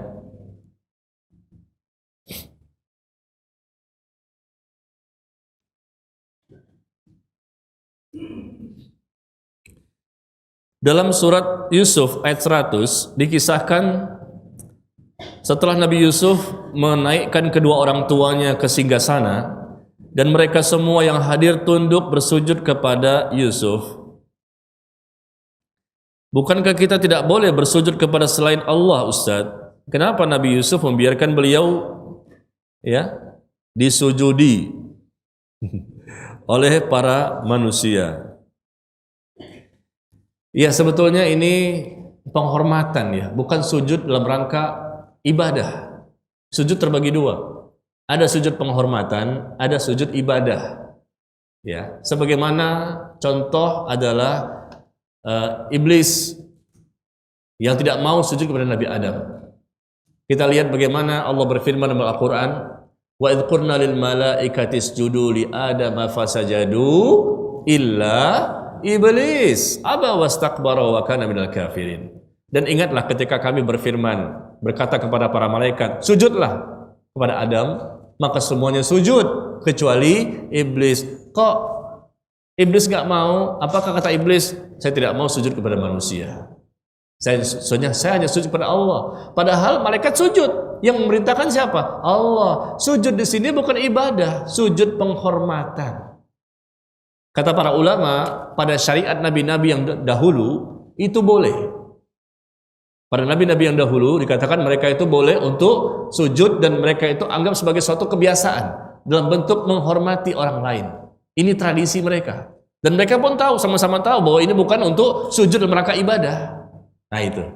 Dulu syariat nabi-nabi terdahulu. Ketika kita lihat tafsir ayat ini, ya, maka para ulama mengatakan itu dilakukan dalam bentuk untuk penghormatan. Dan di kalangan mereka itu biasa. Ini suatu penghormatan, tradisi mereka, kebiasaan mereka, memberikan pemuliaan, penghormatan dengan cara sujud seperti itu, dan mereka pun sama-sama tahu ini bukan dalam rangka ibadah. Maka cara seperti itu pun yang dilakukan oleh saudara-saudaranya Nabi Yusuf bukan dikatakan sujud dalam rangka ibadah. Sama seperti Allah perintahkan kepada malaikat untuk sujud kepada Adam, itu pun sujud penghormatan, bukan sujud ibadah. Yang dilarang itu sujud ibadah, dan ini syariat Nabi yang terdahulu. Adapun syariat Nabi kita yang terakhir, Nabi yang terakhir, syariat terakhir, kitab suci terakhir, ya, dikatakan bahwa tidak boleh melakukan cara seperti itu. Kalau pada waktu dulu boleh, itu syariat mereka. Adapun syariat kita di Nabi yang terakhir, maka tidak boleh melakukan sujud kepada selain Allah. Kita katakan ini penghormatan, Ustadz, nggak boleh. Nggak boleh penghormatan seperti itu, bukan begitu. Tapi kan ini ada dalilnya, itu untuk syariat Nabi terdahulu, bukan untuk syariat untuk kita. Karena kita punya Nabi yang berbeda, dengan syariat yang berbeda. Ya, bisa dipahami insya Allah ya. Ini gimana nih? Cukup atau gimana? Atau sampai asar, Pak? Gimana? Masih ada pertanyaan yang belum, masih banyak sebetulnya nih. Hah? Atau saya nggak paham? Hah? Jam 3? Oke, silakan sambung, Pak. Jam 3 katanya, Pak. Silakan diteruskan ya. Sampai jam 3, Masya Allah. 2,5 jam ya. Oke lah. Dikerjain Ustadz ini.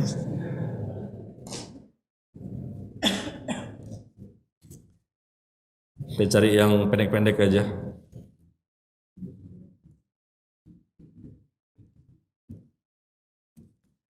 Banyak pertanyaan yang sudah ini ya, sudah dijawab.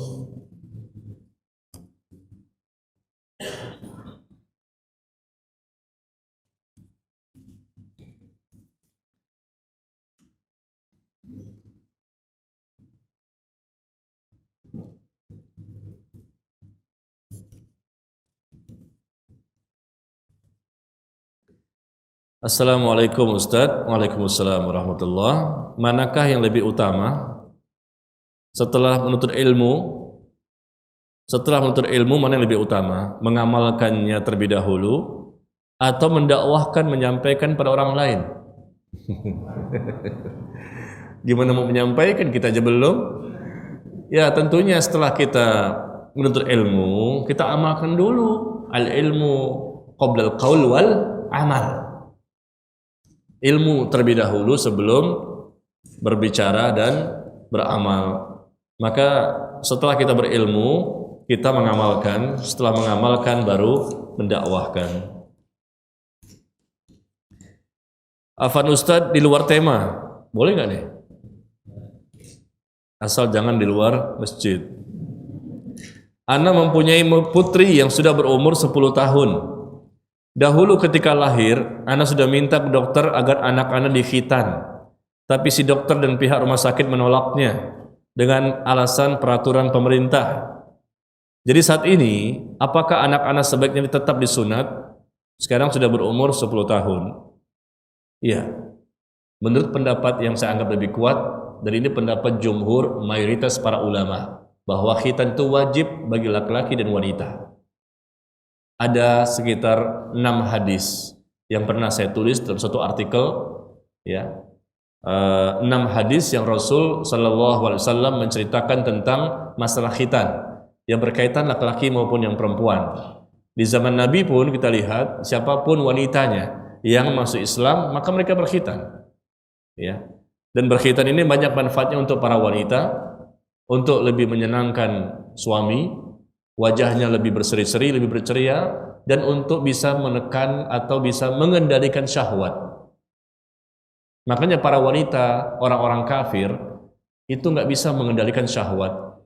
Makanya kadang-kadang mereka nggak cukup dengan satu suami, bermain lagi dengan laki-laki yang lain, berzina sana, berzina sini, atau gonta-ganti pasangan. Kenapa? Karena para wanita, orang-orang kafir itu rata-rata tidak dikhitan, ya, sehingga apa? Syahwatnya tidak terkendali. Dan nggak cukup satu laki-laki, dia butuh 2, 3, 4, 5 dan seterusnya. Ini berbahaya. Dan Islam mengajarkan agar wanita itu juga dikhitan.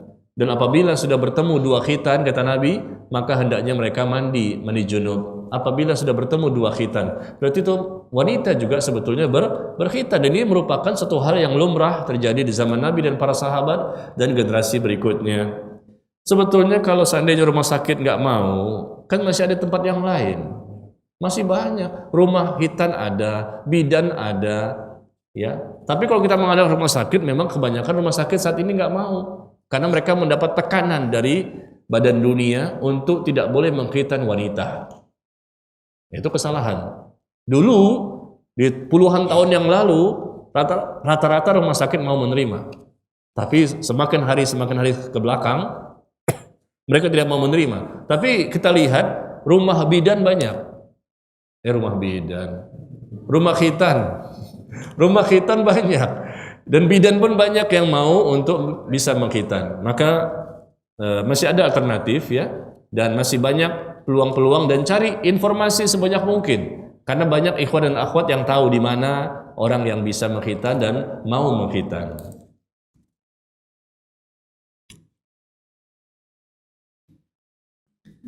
Mohon pencerahan Ustadz akan doa jadikan orang miskin. Maksudnya apa nih? Jadikan orang miskin ... Nggak paham saya. Pertanyaannya nggak jelas. Bagaimana jika ada orang yang sedekahnya luar biasa, tapi lisannya masih suka menyakiti, dan bahkan terkadang suka mengungkit-ungkit pemberian? Dia suka memberangkatkan haji beberapa saudaranya, dan rutin memberi sedekah untuk pesantren, tapi dia juga belum mengenal sunnah, belum pernah menuntut ilmu sunnah, masih berguru pada yang salah, ya. Bagaimana? Ya, masalah sedekah itu selama hartanya halal. Sedekah itu kalau dari harta yang tidak halal nggak diterima. Sedekah harus dari harta yang halal. Yang kedua, selama sedekah itu ditempatkan atau diberikan kepada tempat-tempat yang benar, baru akan diterima sedekah yang dia keluarkan. Kalau seandainya sedekahnya dari harta yang halal tapi diberikan pada tempat yang salah untuk mendukung adanya kemaksiatan, ya nggak boleh, ya. Jadi jika ada orang yang sedekahnya luar biasa tapi lisannya masih suka menyakiti, ya, riya dan seterusnya, memberangkatkan orang haji dan menyakiti perasaan orang lain, ini semuanya harus dinasihati, harus didakwahi. Dia mungkin punya kelebihan amal-amal tertentu, tapi dia kurang dari sisi-sisi yang lain. Maka ajak dia, rangkul dia. agar dia juga bisa mengenal sunnah dan bisa mengetahui ilmu yang benar seperti apa. Dalam Islam itu bukan hanya sedekah saja, tapi juga kita harus mengetahui ibadah-ibadah yang banyak sekali yang mesti kita ketahui dan kita amalkan semaksimal mungkin. Intinya dakwahi. Lisannya masih suka menyakiti orang lain, dakwahi, kasih tahu, itu berbahaya, sangat berbahaya. Bahkan Nabi SAW bersabda dalam hadis tentang jawaban seseorang kepadanya. Ada seorang wanita, kata orang tersebut, yang dia ini adalah orang yang suka sholat malam, rutin sholat malamnya, dia rutin puasa sunnahnya, ya. Dan kalau bersedekah luar biasa, sering bersedekah. Ini orang bertanya kepada Nabi, ya Rasulullah, ada orang seperti ini, dia sering sholat malam, sering puasa sunnah, sering bersedekah, tapi dia suka menyakiti tetangganya. Lisannya itu loh, tajam sekali, lebih tajam dibandingkan pedang. Nah, kata Nabi apa? Iya finnar, dia termasuk penghuni neraka. Salat malamnya luar biasa, puasa sunnah juga sering, bersedekah apalagi, tapi lisannya suka menyakiti orang, suka menyakiti tetangga. Kata Nabi, iya finnar.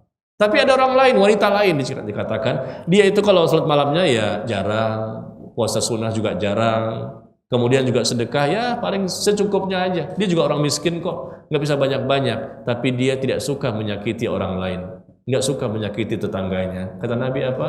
Hiya min ahl jannah, dia termasuk penghuni surga. Padahal salat malamnya sedikit, puasanya sedikit, sedekahnya pun sedikit, tapi dia menjaga lisannya. Maka Nabi mengatakan dia termasuk penghuni surga. Maka tolong jangan remehkan masalah ini.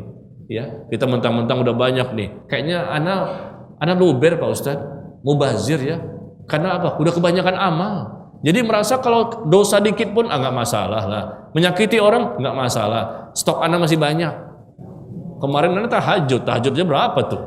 Puasanya berapa itu? Udah ketutup lah semuanya. Masya Allah. Padahal kata Nabi tadi, dia sering berpuasa sunnah, sholat malam, dan mengeluarkan sedekah. Hanya gara-gara menyakiti tetangganya, menyakiti dengan lisannya. Kata Nabi, iya finnar, dia termasuk penghuni api neraka. Maka hati-hati ya.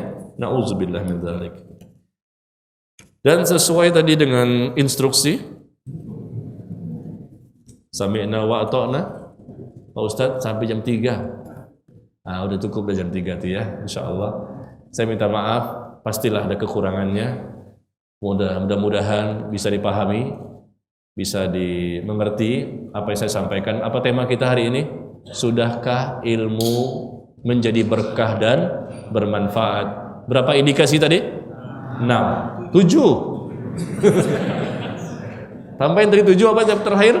Jangan makan dan minum ketika sedang taklim.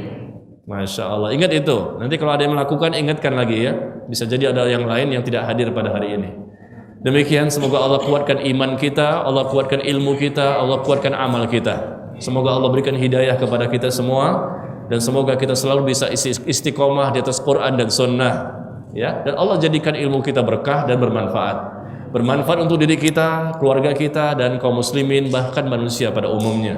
Wallahu a'lam bishawab. Subhanakallahumma wa bihamdika asyhadu an la ilaha illa anta astaghfiruka wa atubu ilaik. Assalamualaikum warahmatullahi wabarakatuh.